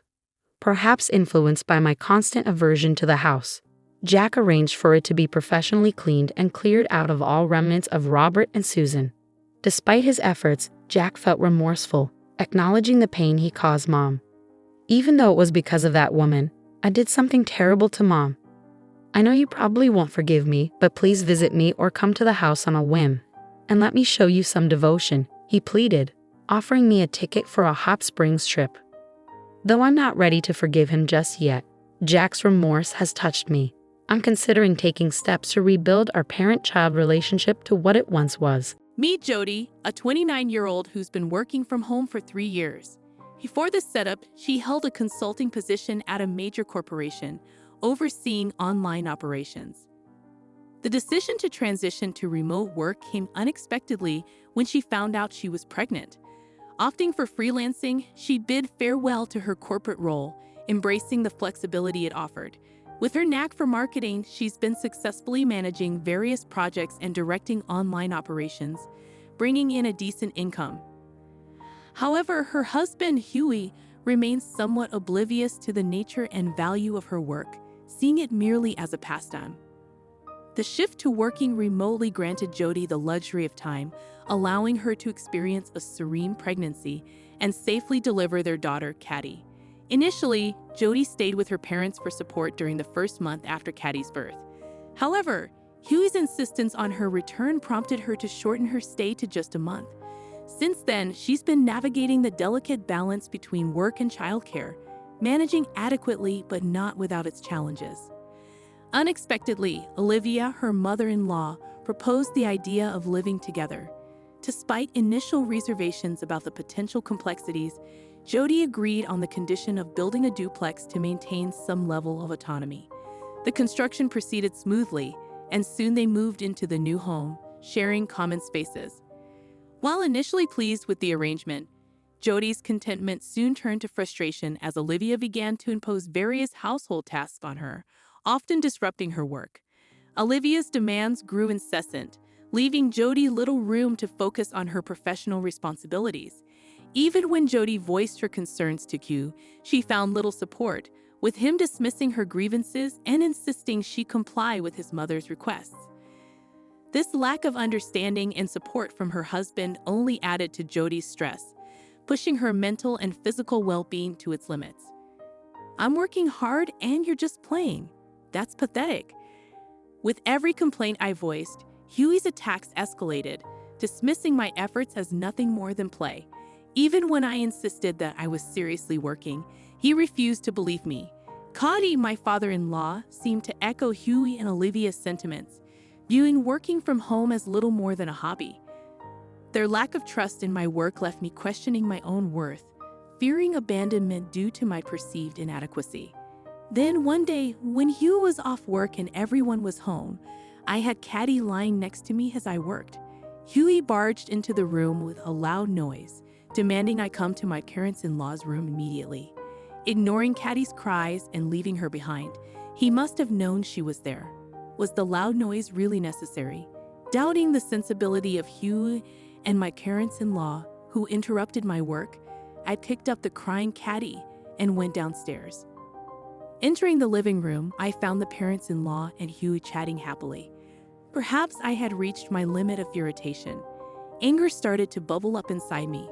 "What is it?" I asked quietly, sitting down with Caddy in my arms. The parents-in-law and Huey continued whispering to each other, their secretive behavior unsettling. Patiently, I waited for them to start the conversation. Then Olivia coughed exaggeratedly and glared at me with surprising words.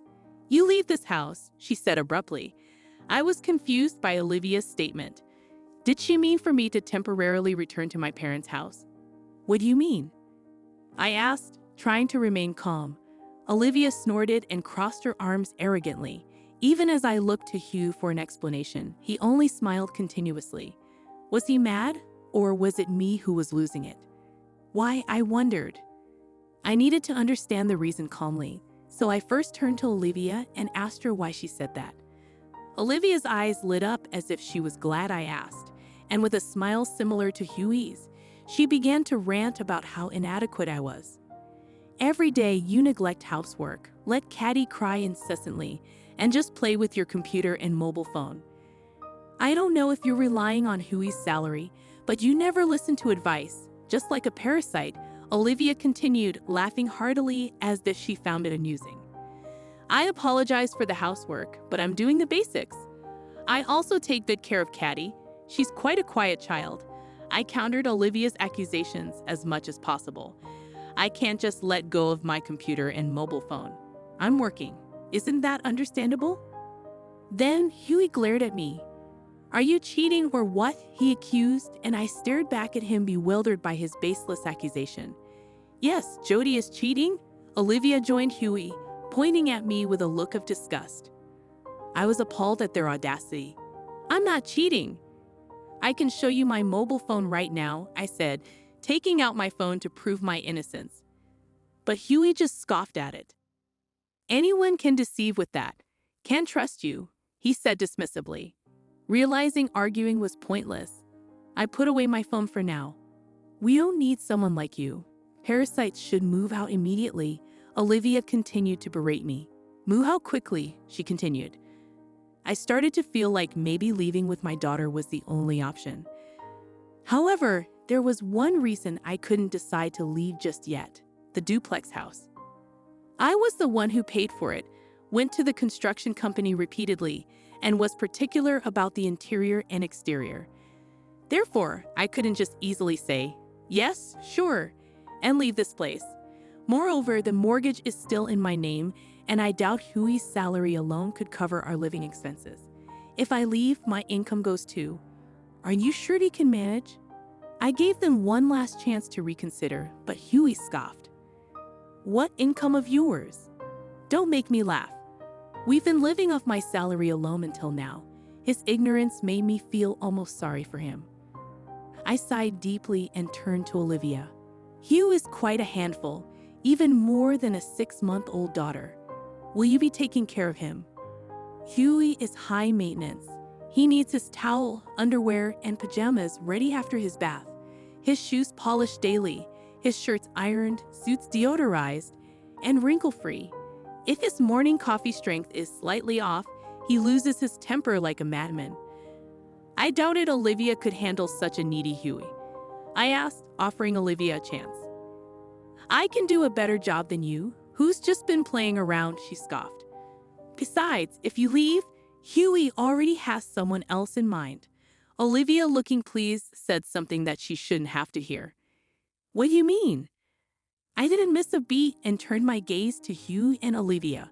Olivia showed a look of regret and hastily averted her eyes. Hugh glared at Olivia. Why did you say that? He whispered in a low voice. Explain what's going on. From their reactions, I gathered that Huey might have another woman. I glared intensely at Huey, prompting him to speak uncomfortably. Apparently, according to Huey, for several months, he's been seeing a woman named Carol, a young lady in her early 20s who fell for Huey at first sight during a business encounter. After her advances, they started dating. Carol is beautiful, graceful, and has a wonderful personality, Hugh says with a laugh. I couldn't believe it considering Huey's looks. I couldn't fathom why such a young woman would be interested in him. Half believing, I asked Hugh for proof, thinking if it's true, I'd secure compensation. Hugh showed me his WhatsApp history with Carol, and as expected, the messages were mostly from Huey, suggesting dates and compliments. However, Carol seemed disinterested in anything beyond work, politely declining personal interactions. Moreover, she typically responded formally, with no stamps or anything, just simple replies. Stunned by Huey's smug face, I was at a loss for words. I took screenshots of the conversation, transferred them to my phone without permission, and saved them. You never know when they might serve as evidence. Then I'll leave. With all that had transpired, my affection for Hugh had cooled off entirely, and I didn't care what happened to them anymore.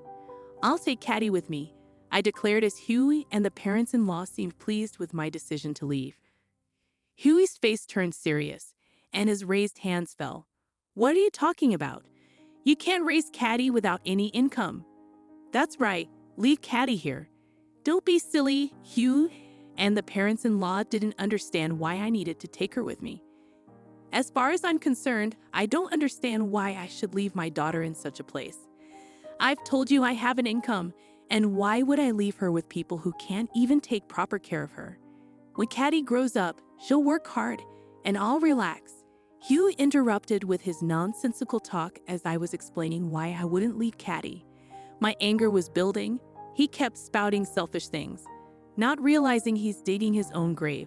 He even plans to use our daughter as a tool. Very well then. Let's decide the custody through court. Please prepare a lawyer. Until then, I'll take care of her. But I knew that arguing here would only complicate things further with Huey and the parents-in-law, with unwavering confidence that I wouldn't lose. Once they agreed to legal proceedings, I wasted no time in preparing to leave immediately. Over the next few days, I never left my daughter's side, making all the necessary arrangements. I visited the construction company that had helped build the house and explained everything. I asked if they knew any good real estate agents to sell the house. Nick, the president of the construction company, became my ally, assuring me they'd handle everything. They quickly arranged for the sale, and to my surprise, due to the house's recent construction, pristine condition, an excellent location, it sold for far more than I expected. Simultaneously, they found an apartment for my daughter and me, a great place at the lowest price due to my budget considerations. I expressed my gratitude and began preparing to move immediately. "Oh, have you already found a place?" While packing my dishes in the living room, Olivia asked with a laugh. "Yes." I responded briefly, feeling no need to elaborate. "It'll be lonely without you," she said with a big laugh as she walked away. As unpleasant as she was, I looked around. The sofa and dining table I had bought were too large for the apartment, so I decided to sell them. Next was the refrigerator, which I also bought. It was slightly large, but I decided to take it with me and marked it with a sticker. I put stickers on all the furniture and appliances I had bought and wanted to take, and took photos of the items I didn't need with my mobile phone. On moving day, I purposely chose a day when the parents-in-law and Huey were away. Huey was at work, and the parents-in-law were called away to a community gathering. With the divorce papers Huey had given me in hand, I worked with the movers to transport my belongings. I had the construction company arrange for a waste removal service to pick up the unwanted furniture and other items. I steadily progressed with the move, and everything was finished within 2 hours. A few hours later, I left the house with Caddy. As I arranged things in the apartment, the phone rang. It was Olivia. It was already 5 in the evening. I had left before noon, so she must have just realized. I answered the call. "Jody, what's this about the house being empty?" Over the phone, Olivia seemed quite flustered, yelling loudly. "Ah, those things were mine. I disposed of the ones I didn't need. What are you talking about?" I replied calmly. "Well, I bought them.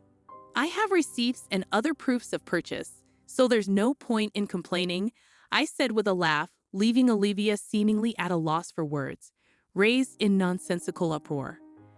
"Oh, and I sold the house, so please vacate within a month," I added cheerfully. Olivia sounded even more astonished. "Why would you do that?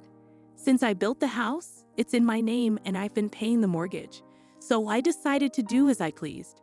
So that's that," I stated firmly, and Olivia was still trying to say something, but I hung up the phone. After that, I received numerous calls from the parents-in-law and Huey, but I ignored them all. I needed to arrange the apartment quickly for Caddy's sake and had no time for distractions. I also consulted with a lawyer, and we agreed all future communications would go through them. Months later, after repeated negotiations, I easily won custody of Caddy. The reasons were simple.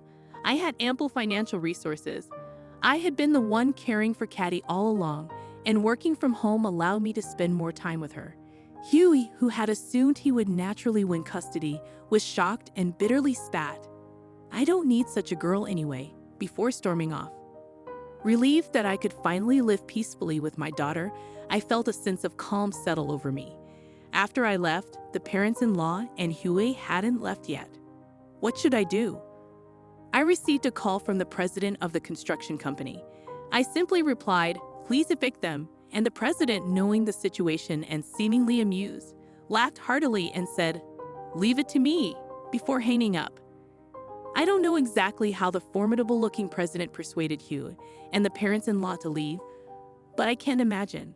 A few days later, I received a report that they've moved out and I was impressed by the efficiency. Even that brought relief to my heart. But several months after the divorce, Hugh contacted me. By then, the divorce was final, and the parents-in-law had somewhat given up, so I hadn't blocked his number.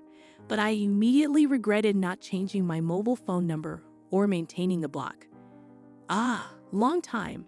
I was just thinking maybe you were starting to miss me by now," he said. "What is he talking about?" I felt more liberated than ever after the divorce, not having to care for him. I listened as Huey continued speaking. He was apparently dumped by Carol and had thought I was his only option. The way he was dumped was laughable. He went to Carol right after our divorce, saying, "We can be together right away." When he told her, "You don't flatter yourself," she responded very coldly, misinterpreting her professional demeanor at the workplace. Hugh visited her at home, resulting in a restraining order from the police. Hugh claimed, "Carol betrayed me. I dumped that woman." But frankly, I had no interest in his story. I hung up the phone while he was still talking and immediately blocked him. I blocked all messages and later changed my phone number, starting anew. I heard from mutual friends that after the incident with Carol, Huey had disputes with clients and was negatively affected at work. Perhaps feeling too uncomfortable, he resigned. Unable to secure another job, he seemed to be struggling financially, constantly asking various people for loans. The parents-in-law are probably taking care of him, but I imagine his modest income is hardly sufficient for a stable life. As for me, I'm living a fulfilling life with Caddy, dedicating my presence solely to her, which brings me the utmost happiness. A year ago, we wholeheartedly vowed our love to one another. I made a commitment in my heart to share my life with this gentle-hearted man. However, post-marriage, his demeanor underwent a complete transformation. The affectionate partner I once knew seems to have vanished into thin air. Now, my husband regards me not as his beloved, but merely as a domestic servant. "Just listen and remain silent" has become his mantra. I ponder how much longer I can endure this existence. Little did I know then that a glimmer of hope would illuminate my path. My name is Michelle Jenkins, age 28. By day, I serve as a secretary in my father's company, while shouldering the responsibilities of a homemaker. My father, having inherited the business from my grandfather 2 years prior, has always kept me at arm's length from suitors who are often attracted by wealth. I had grown weary of pretentious suitors and had stopped divulging my family background. Then I crossed paths with David. He was different, devoid of vices like gambling or smoking, and moderate in his drinking habits. He professed his love for me openly, filling me with hopes of a blissful future together. Despite my reservations, I chose to keep my lineage a secret, succumbing to my father's protective instincts. He feared I would be ensnared by yet another fortune seeker. Reluctantly, I agreed to reveal the truth after a year, as per my father's counsel. Thus, David and I exchanged vows under the shadow of my concealed identity. Yet, a year into our marriage, I still conceal the truth from him. For David is no longer the tender soul I fell in love with. His demeanor turned frigid and distant, his once endearing traits replaced by unrelenting criticism. Every aspect of my existence seemed subject to his disparagement, be it the meals I prepared or the household chores I diligently attended to. His demands grew increasingly unreasonable, his temper more volatile. The affectionate gazes were replaced by menacing glares. My attempts to reason were met with outbursts of rage. The joy I had envisioned in our union has been replaced by a suffocating atmosphere of tyranny. As I reflect upon our tumultuous journey, I am left questioning how much longer I can endure this oppressive existence. I found myself detained at work, and it was well past 7 p.m. by the time I finally arrived home. Upon announcing my arrival, I was met with a barrage of accusations. "You're late? What time do you call this?" he bellowed. I attempted to explain, "I'm sorry, work just became overwhelming. I'll start dinner right away." But my words were met with scorn. "A mere secretary like you doesn't have enough work to justify staying late," he retorted dismissively. Despite my protests that I was handling additional accounting tasks, his tirade continued. "Don't talk back to me. It's unthinkable for a woman to return home later than her husband. Next time, if you're later than me, you're quitting your job. Cowed by David's threats, I remained silent, suppressing any impulse to stand up for myself. Looking back, I questioned whether I should have mustered the courage to leave him sooner. But the weight of parental expectations loomed large in my mind. I had married in secrecy, unwilling to disappoint my parents, and so I bore the burden of my marital woes alone. Then one day during a break at work, my father summoned me to the reception room. Accustomed to assisting him as his secretary, I entered to find him waiting, wearing a contented smile. "What's up?" I inquired, puzzled by his expression. "It's been a year since you married David, hasn't it? I believe it's time to honor our agreement and reveal the truth to him," my father remarked gently. Struggling to mask my inner turmoil, I admitted, "Yes, we did make that promise. But things are a bit complicated right now." Concern etched across my father's face. He reached out to reassure me. "Did you and David have a disagreement? Newlyweds often face challenges, but your mother and I weathered our fair share of storms too. And look at us now, still happily together." "I'm sure you'll be okay, Michelle," my father reassured me, his voice tinged with concern. "It's not exactly a fight. Don't worry, everything will be all right. I mean, every couple has their share of arguments, right?" "Well, I suppose you're right," I conceded, trying to downplay the situation. "Anything else bothering you?" he inquired gently. "No, nothing really. I'm okay. But I guess I want to wait for things to settle down a bit before I talk to him," I replied hesitantly. "Don't let it get you down too much." "A little marital spat is pretty common," my father offered, evidently believing our discord to be minor. Unwilling to burden my parents with the truth about my strained relationship with David, I had kept them in the dark until now. Consequently, my father seemed to think everything was going well between us. "Well, you better make up with David soon," he advised before leaving the room, leaving me alone with my swirling emotions. I wrestled with the dilemma of how to navigate my increasingly troubled marriage without alarming my parents. Yet I knew I couldn't keep the facade up forever. That evening, I resolved to confront David. As he returned home and I finished preparing dinner, I broached the delicate subject. "David, there's something I want to talk about." I began tentatively. "Huh? I'm tired, you know," he grumbled, clearly disinterested. "It's important. Look, we're married, right? I want our relationship to be equal and for us to enjoy our lives together every day," I persisted. "Equal? What are you talking about?" "There's no way you and I are equal," he retorted dismissively, seizing my hair and pulling it harshly. "Ouch!"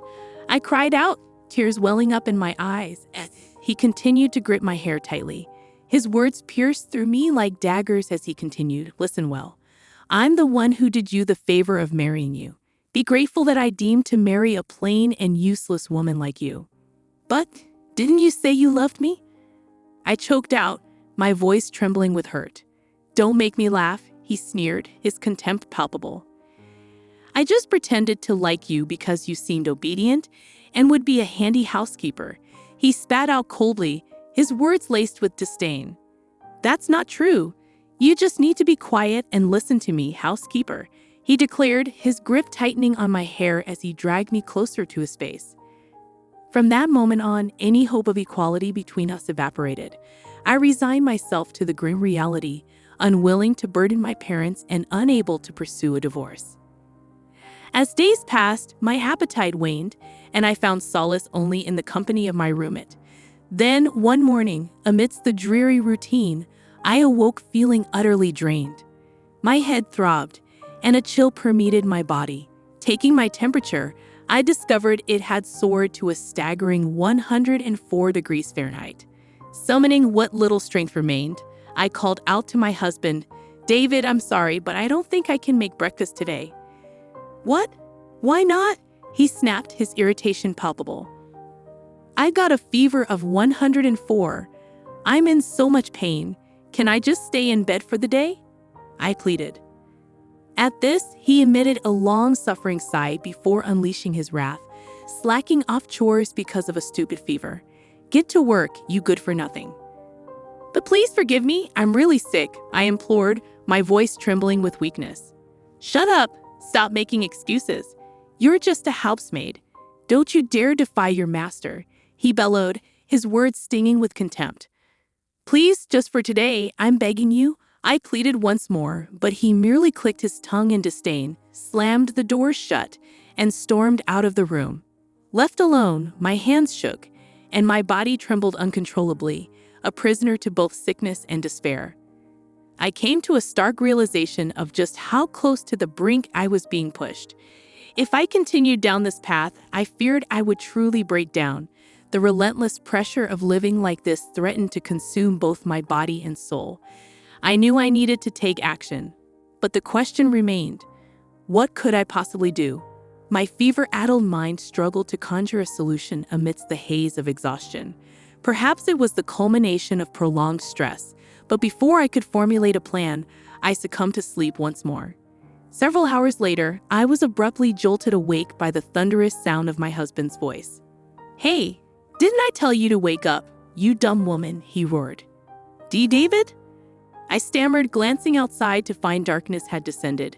Though my fever had somewhat subsided, my body felt weighted and a dull ache persisted in my head. Despite my condition, he unleashed his fury. I called you multiple times. What are you doing sleeping? Called? I must have missed it. I faltered, struggling to comprehend. I sent you a text saying I'm bringing my boss home. Prepare drinks and snacks, didn't I? He demanded, his tone seething with impatience. Wait, you knew I was sick today, right? And yet you brought your boss home. I questioned, incredulity lacing my words. I invited him to continue drinking at home. My promotion depends on this. Get up and get things ready now, he commanded, seizing my arm and dragging me towards the kitchen. No, I can't. I'm still in my pajamas, and I'm not feeling well at all. I protested weakly, futilely resisting his forceful grip. Shut up, just get out here now, he barked, leaving me little choice but to comply. With a heavy heart and aching body, I trudged into the kitchen, where I was met with the daunting task of entertaining his boss. As he hurriedly greeted his guest, I couldn't help but overhear their conversation from the entrance. Are you sure this is okay this late? I'm sure your wife wouldn't appreciate. His boss's voice trailed off, echoing my unspoken concerns. I don't have a wife, just a housemaid, my husband declared casually, dismissing my presence entirely. Housemaid? Sort of like a main wife, you could say. But please don't mind, he added, ushering his boss into the living room. Caught off guard, I stood there in my pajamas, devoid of any makeup, feeling a flush of embarrassment wash over me. Nice to meet you, I managed to mumble, bowing my head in apology. My husband is always telling me about you. I apologize for my occurrence. I'm the section chief, Mr. Smith. I'm sorry for intruding so suddenly. Please, don't mind me. I'll prepare something right away, Mr. Smith responded courteously. As I retreated to the kitchen, concealing my face, my husband's harsh voice pierced through the air. Hey, get a move on and make something. You're absolutely useless, he scolded. I'm sorry to just wait a little bit longer, I replied meekly, attempting to quell his ire. Instead of opening your mouth, move your hands. Despite Mr. Smith's presence, my husband continued his disparaging remarks. You're really useless, he muttered under his breath, each word like a dagger to my already wounded pride. In the brief moment my husband excused himself to the bathroom, Mr. Smith leaned in to address me. Excuse me, he began tentatively. Startled, I turned to face him, my heart racing with apprehension. Yes, is there something you need? I asked, trying to maintain composure despite my inner turmoil. You're the daughter of CEO Allen, aren't you? He inquired, catching me off guard. How did you? I trailed off, my mind racing to comprehend his revelation. I had previously visited your father's company regarding a business deal. You served me tea then, didn't you? Mr. Smith continued, his words sending a jolt of recognition through me. Wait, you were from that time? I murmured, realization dawning upon me. I usually attended all interactions with our business partners, Each time he confirmed, his expression somber yet inquisitive. As I served tea, I was introduced as Mr. Allen's daughter, and Mr. Smith's recognition struck me. David's workplace had recently become a client of my father's company, yet I hadn't disclosed to my father that David worked for Smith. Glancing towards the bathroom, Mr. Smith lowered his voice to a hush. "What's up with your husband's behavior? Is he always like this at home?" "Yes, unfortunately," I admitted, shaken by the sudden candor. "I can't believe what you've been through. Why haven't you told Mr. Allen?" He questioned, concern evident in his voice. "Regardless, we can't let this continue. Leave it to me." With resolve in his eyes, Mr. Smith swiftly gathered his belongings and departed, leaving me feeling as if a weight had been lifted. It was a moment of profound relief, as if I had finally found an ally. However, upon David's return from the bathroom, he was furious to find Mr. Smith gone. "Why didn't you stop him? You good for nothing?" he bellowed. Despite his rage, I chose to trust in Mr. Smith's assurance and endure. Several days later, I was summoned by my father to the company's reception room, where I found both Smith and a pale-faced David. Confused by the unexpected gathering, I waited anxiously as the atmosphere grew tense. My father's stern expression betrayed his disappointment as he addressed me. "I heard from Smith that you've been treated horribly by David, haven't you?" That is," I faltered, overwhelmed by the weight of the moment. "I understand you're kind-hearted and wanted to avoid worrying me, didn't you?" My father continued, his tone softening with understanding. "Dad, thank you," I managed, my voice choked with emotion. Smith bowed his head in acknowledgement, and my father's gaze turned to David, his words cutting like ice. "David, I can't believe you turned out to be such a scumbag. I shouldn't have let you marry my daughter." "Wait, please," David pleaded, visibly shaken. "I had no idea you were the president of our business partner." "I didn't know Michelle was the CEO's daughter," David stammered, his voice betraying a mix of shock and regret. "Shut up! So if you knew, you would have treated Michelle better?" "You're truly a lowlife," Smith retorted, his tone laced with disdain. "No, there's no reason for this. I'm going to report you to your company's CEO. I'm acquainted with him, and we have a long-standing relationship," Smith threatened, his words carrying weight. "No way!" David exclaimed, his eyes welling up with tears as he crumbled to his knees. Desperation etched across his face. He turned to me, his plea unspoken yet palpable. "Michelle, say something to your father for me," he implored. "You want me to say something? Huh?" I erupted, the frustration I had long suppressed finally boiling over. "Do you have any idea how much I've suffered because of your overbearing, chauvinistic attitude? I've been holding it in all this time. I tried to improve our relationship, but it's you who ruined everything, right? Treating me like a housemaid and constantly berating me. Do you know how humiliating that was?" "Wait, Michelle, please forgive me," David begged, his voice thick with emotion. "Shut up. Don't you dare casually call me by my name. No matter how much you apologize, I will never forgive you. I don't care if you fall into hardship. You get what you deserve. If you understand, never show up in front of me again. Stay out of my life forever," I declared, my resolve unwavering. At the end of my outburst, David broke down in uncontrollable sobs. Smith, with a firm grip on David's arm, bowed and left the reception room. Subsequently, David and I got divorced. When my father informed David's company president about the incident, he lost his job as well. It appeared that David had displayed a poor attitude at work and was consequently fired. Given these circumstances, he didn't receive any severance pay. Following the divorce, David apparently moved back to his parents' house.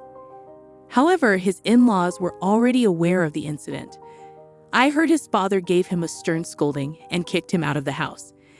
Now he seems to be working tirelessly at a factory where he can live in. He probably doesn't have much of a cushion since he has to make alimony payments to me. On the other hand, after the divorce, I moved back to my parents' house. Now, I've completely recovered and am focusing on my job. Since then, I've been meeting Smith regularly, and we have a good relationship. I'm not considering remarrying yet, But if I do someday, I want someone like him. When that time comes, I hope to build a happy family. Shut your trap, you old hack. Women like you should learn to keep your mouth shut. My sister-in-law spat venomously, her words piercing the air like barbed arrows. I stood frozen, aghast at the unprecedented display of aggression. Never before had I witnessed such crude language and physical intimidation from a woman, let alone from someone within my own family circle. She gripped my collar with a force that mirrored a man's, sending shivers down my spine. I had harbored hopes that marriage would mellow her fiery temperament, but alas, it seemed her volatile nature persisted. My name is Helen, a 35-year-old homemaker. Since tying the knot 5 years ago, my husband Chris and I have been residing with my in-laws. Despite the challenges, they were kind souls, offering support with household chores while I juggled a job. Chris, my partner in life and age, alongside my father-in-law, were pillars of strength in our family unit, staying united through thick and thin. We decided to follow the path our parents had trodden, opting to live under the same roof as my in-laws, just as they had done. The idea was floated by our elders, suggesting it as a viable arrangement. While I understood that many women might balk at the idea of cohabiting with their in-laws, I found solace in the familiarity of a bustling household. Having grown up in a family of 12, the notion of solitary living seemed alien and disconcerting to me. Thus, when the proposal was put forth, I embraced it with genuine contentment. My in-laws were amiable folks, and I cherished the idea of perpetuating our harmonious coexistence. However, our domestic tranquility was abruptly shattered by a somber incident. My mother-in-law suffered a grievous injury outdoors, necessitating hospitalization. A heart attack had seized her as she descended a flight of stairs, causing her to tumble. Her physical agony was compounded by the frailty wrought by her heart condition. In light of these circumstances, I made the decision to resign from my job, assuming the role of a full-time homemaker. Balancing visits to the hospital with household duties, I found solace in the unwavering support of my father-in-law and Chris. Amidst the chaos, the return of my sister-in-law Sarah added another layer of complexity to our family dynamic. Sarah had long been the proverbial black sheep, casting shadows over our family harmony. At 33 years old, Sarah now divides her time between part-time employment at a clothing store and purported night shifts elsewhere. Prior to our marriage, my father-in-law had extended an offer to her. If life becomes too burdensome, you're welcome to live with us. Yet she staunchly declined, citing a desire for independence. I value my freedom too much to live under someone else's roof, she retorted, much to the chagrin of my in-laws. Sarah's penchant for irresponsibility had long troubled them, a trait that manifested early on during her school years. She was no stranger to conflict, often clashing with teachers and causing distress for my mother-in-law. Her tumultuous journey continued into college, marked by disputes with peers and even entanglements in extramarital affairs, much to the dismay of those around her. Despite my mother-in-law's assertions of Sarah's inherent honesty and kindness, her outward appearance, characterized by natural blonde locks and undeniable attractiveness, had been a source of adversity. Stereotypical biases against blonde women cast shadows over her academic endeavors, exacerbating her challenges. That's where it all began. The seeds of disillusionment sound deep within Sarah, particularly during her tumultuous years in middle school.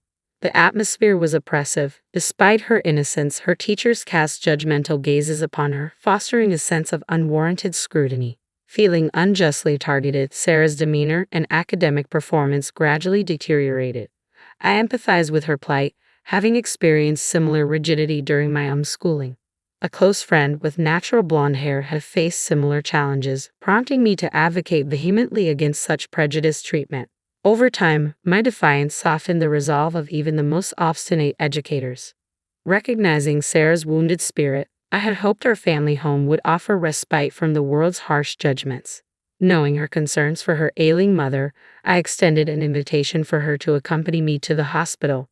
Yet my optimism was swiftly dashed upon Sarah's arrival.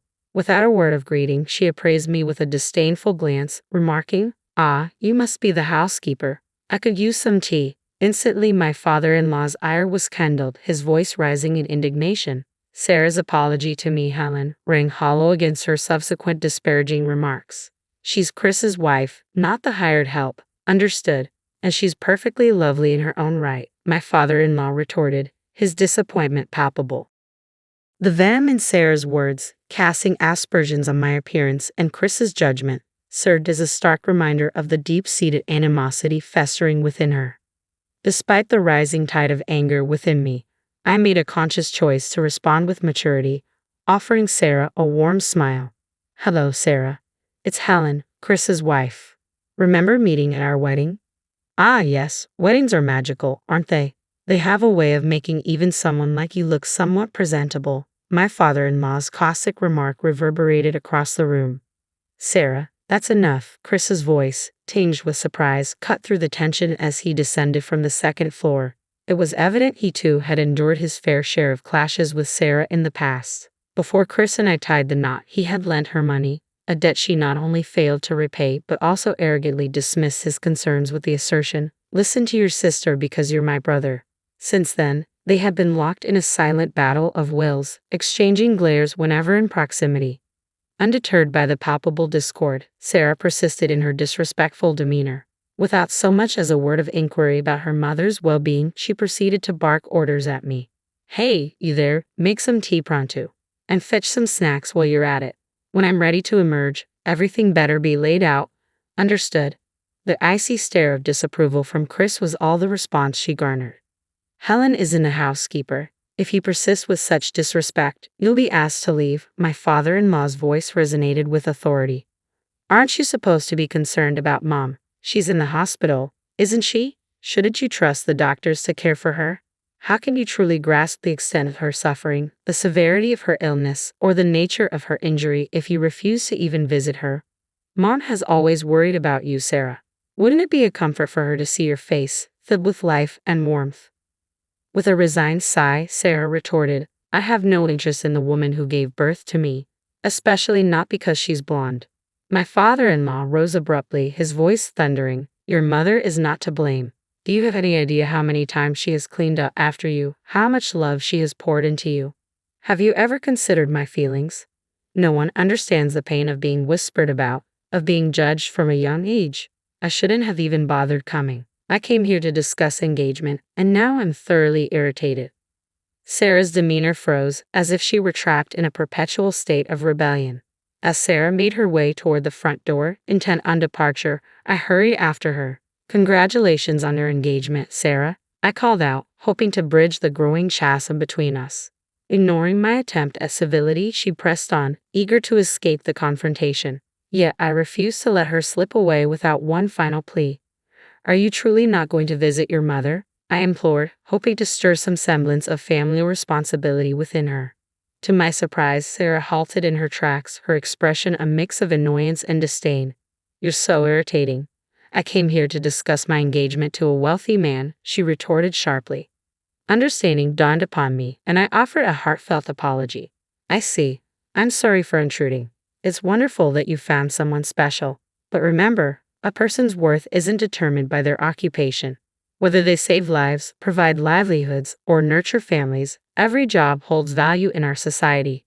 Your father and Chris are your family. Don't belittle them for their choices." As the words left my lips, Sarah's countenance twisted with unmistakable hatred, her eyes burning with resentment as she glared at me. Before I could react, Sarah seized me by the collar, sending a shockwave of fear coursing through my body like an electric current.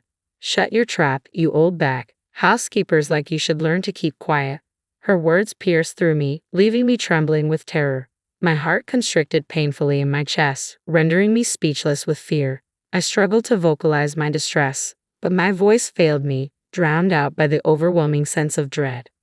As Sarah's grip loosened, a wave of relief washed over me, allowing me to draw a shaky breath. "I'm bringing my fiancé over next week. Make yourself scarce and act like a proper housekeeper.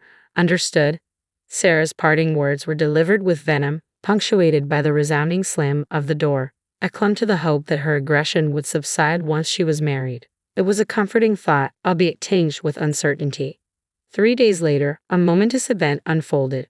While strolling through the neighborhood on a routine shopping trip, I stumbled upon a scene that tugged at my heartstrings.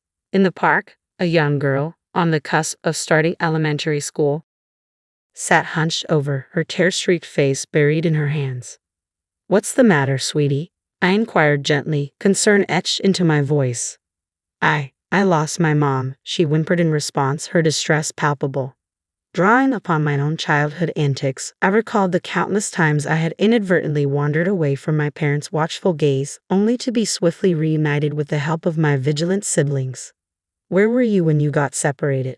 I asked, my tone soft and reassuring. I don't know, she admitted, her voice tinged with uncertainty. After learning her name, I gently took her hand and began calling out loudly for her mother as we traversed the park. Fortunately, our search yielded swift results, and we soon located the distressed parent. With tears of gratitude shimmering in her eyes, the woman profusely thanked me for my assistance. Upon closer inspection, I realized she was none other than an old classmate from my school days. Emma, is that you? I exclaimed in disbelief. Wait, are you Helen Wilson? She replied, her tone mirroring my astonishment. That's my maiden name, I confirmed, a flood of memories rushing back at the sound of her voice. I can't believe it's you, Emma. I'm sincerely sorry for the trouble, I apologize, feeling a pang of guilt for the inconvenience caused. My daughter was chasing after a bird, and I lost sight of her. Thank you so much for helping us reunite, Emma explained, her voice tinged with relief. After sharing a hearty laugh, Emma and I couldn't shake the feeling that our chance encounter was more than mere coincidence. We exchanged contact details, pledging to catch up over coffee sometime soon. Although we had been classmates, we hadn't mingled much due to differing social circles. Yet, as adults, I sensed a missed opportunity for a potential friendship blossoming between us.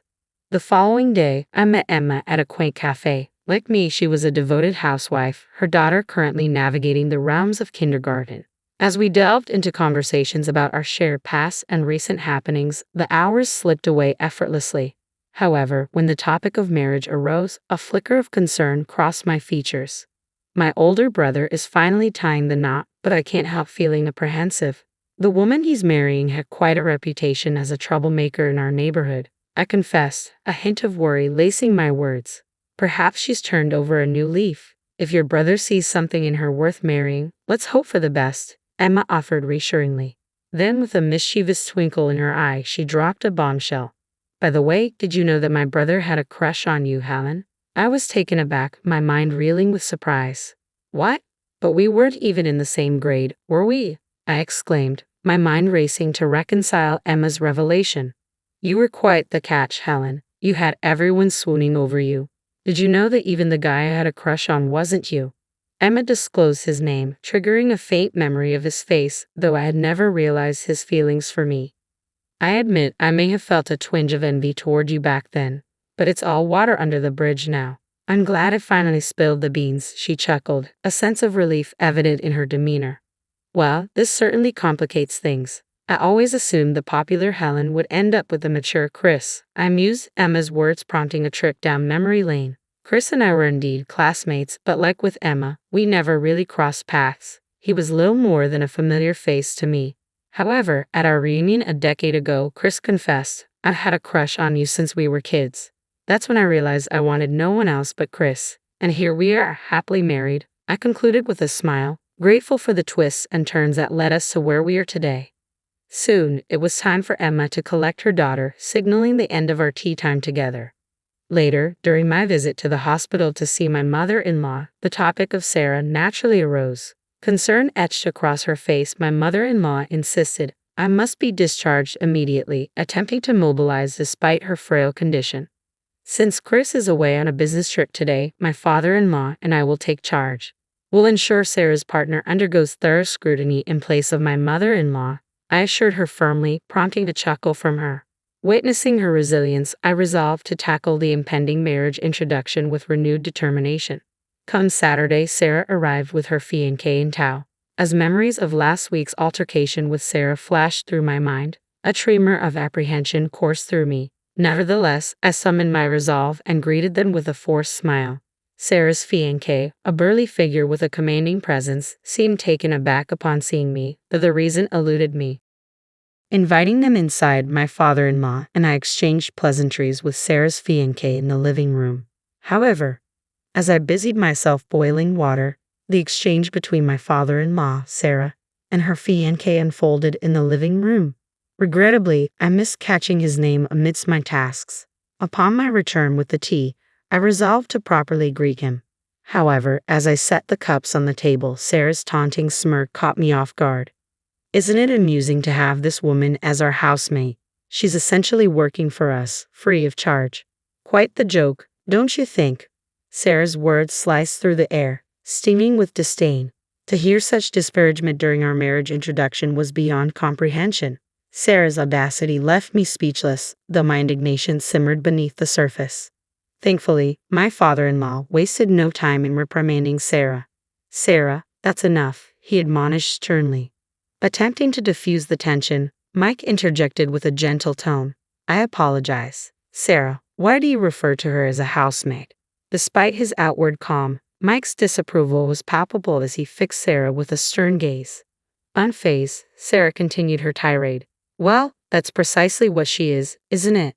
Just look at her, hair tied back in a simple knot, wearing cheap clothes and an outdated apron. And don't even get me started on her makeup. I bet it's all bargain bin brands. She hasn't changed a bit since the last time I saw her. It's as if she's given up on herself, content to blend into the background like some forgotten woman." My father-in-law seemed on the verge of erupting into a full-fledged outburst, while Mike appeared visibly shaken, his complexion draining of color. "Don't you realize we attended the same grade school?" he interjected, his voice tinged with disbelief. "When Sarah was in 7th grade, she should have been in 9th. I assumed everyone in the neighborhood knew that." My father-in-law's response was tinged with regret. "It appears my daughter's interests lie primarily with herself. I apologize," he conceded, leaving both Sarah and me perplexed, unable to grasp the context of their cryptic exchange. Attempting to clear the air, I turned to Mike, seeking clarification. "Do you happen to know who I am?" I inquired, prompting a smile from him. "My apologies for the delayed introduction. You were Helen Wilson before marriage, correct?" "I'm Mike. My sister recently mentioned meeting you." "Oh, and Emma, your sister, mentioned her brother's impending marriage. I never imagined it would be with Sarah," I exclaimed, my astonishment evident in my voice, perhaps a touch too loud. Curiosity piqued, I pressed further. "What did you mean by people in the neighborhood knowing about me? Is it because I come from a large family?" Mike chuckled at my inquiry. "There are numerous reasons," he replied cryptically. "Didn't you know, Mrs. Wilson, you were quite the local legend? Not only were you charming, but you also stood up to the toughest teachers, earning their respect. You served as student council president in both middle and high school, and rumor has it, you turned down over 300 suitors. That's just scratching the surface of your reputation." As Mike's words sunk in, a flush of embarrassment crept up my neck, surely turning my cheeks a bright shade of crimson. "Oh, come on, that's an exaggeration," I protested, attempting to downplay my supposed achievements. "Sure, I come from a large family, but I hardly did anything remarkable in school. And as for rejecting suitors, it's more like 5, not 300. Actually," Mike interjected, "my sister mentioned how you stood up for a classmate with naturally blonde hair, challenging the prejudice against them. Your actions may not have instantly changed attitudes, but they certainly made an impact." Sarah's sharp retort cut through the air. "But weren't Helen and I in different schools? I always felt like an outcast," she countered, her voice tinged with bitterness.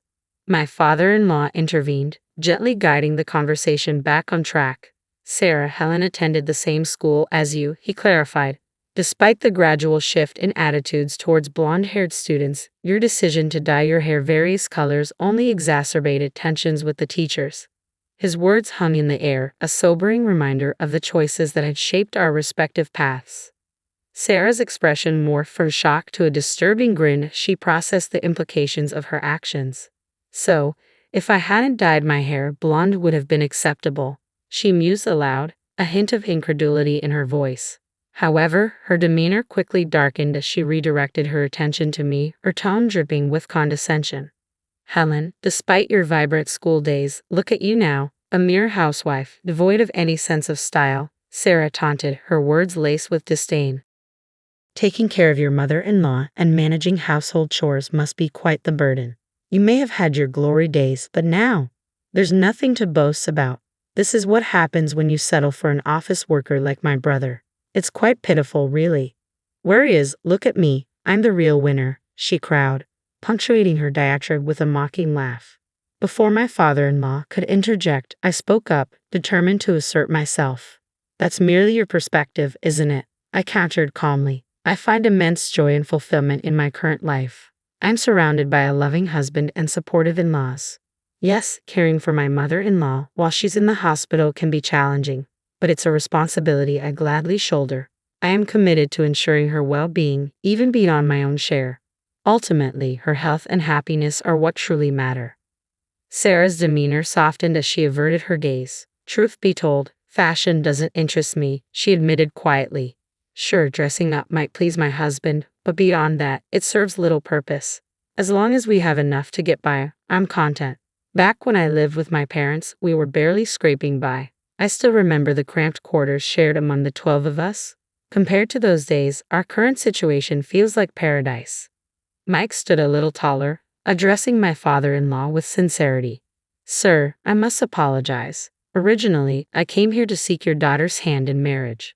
However, after hearing Sarah's sentiments, I've come to the conclusion that I am not suited to be her husband. Please forgive my abrupt change of heart. My father-in-law's response was measured yet understanding. Given the circumstances, it's evident that not many would be keen on marrying Sarah, he acknowledged. I will protest if you choose to call off the engagement. Please accept my sincerest apologies for any inconvenience caused. Mike offered another apology before rising from his seat. Sarah, who had remained tense throughout, suddenly sprung into action, seizing onto Mike's leg. Hold on a minute, you're the one who proposed, aren't you? She exclaimed, her voice trembling with desperation.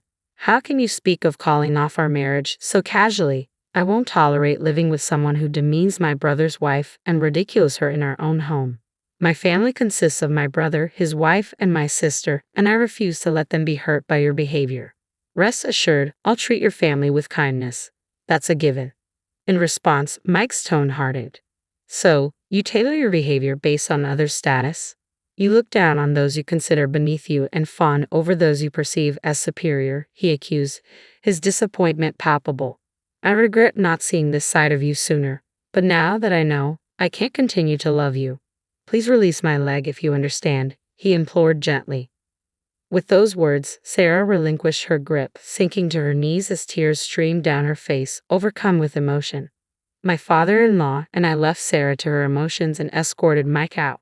Following that incident, Sarah decided to move out of the house once again. Historically, whenever she encountered financial hardships, she turned to my father-in-law for support, and he'd rarely assist her.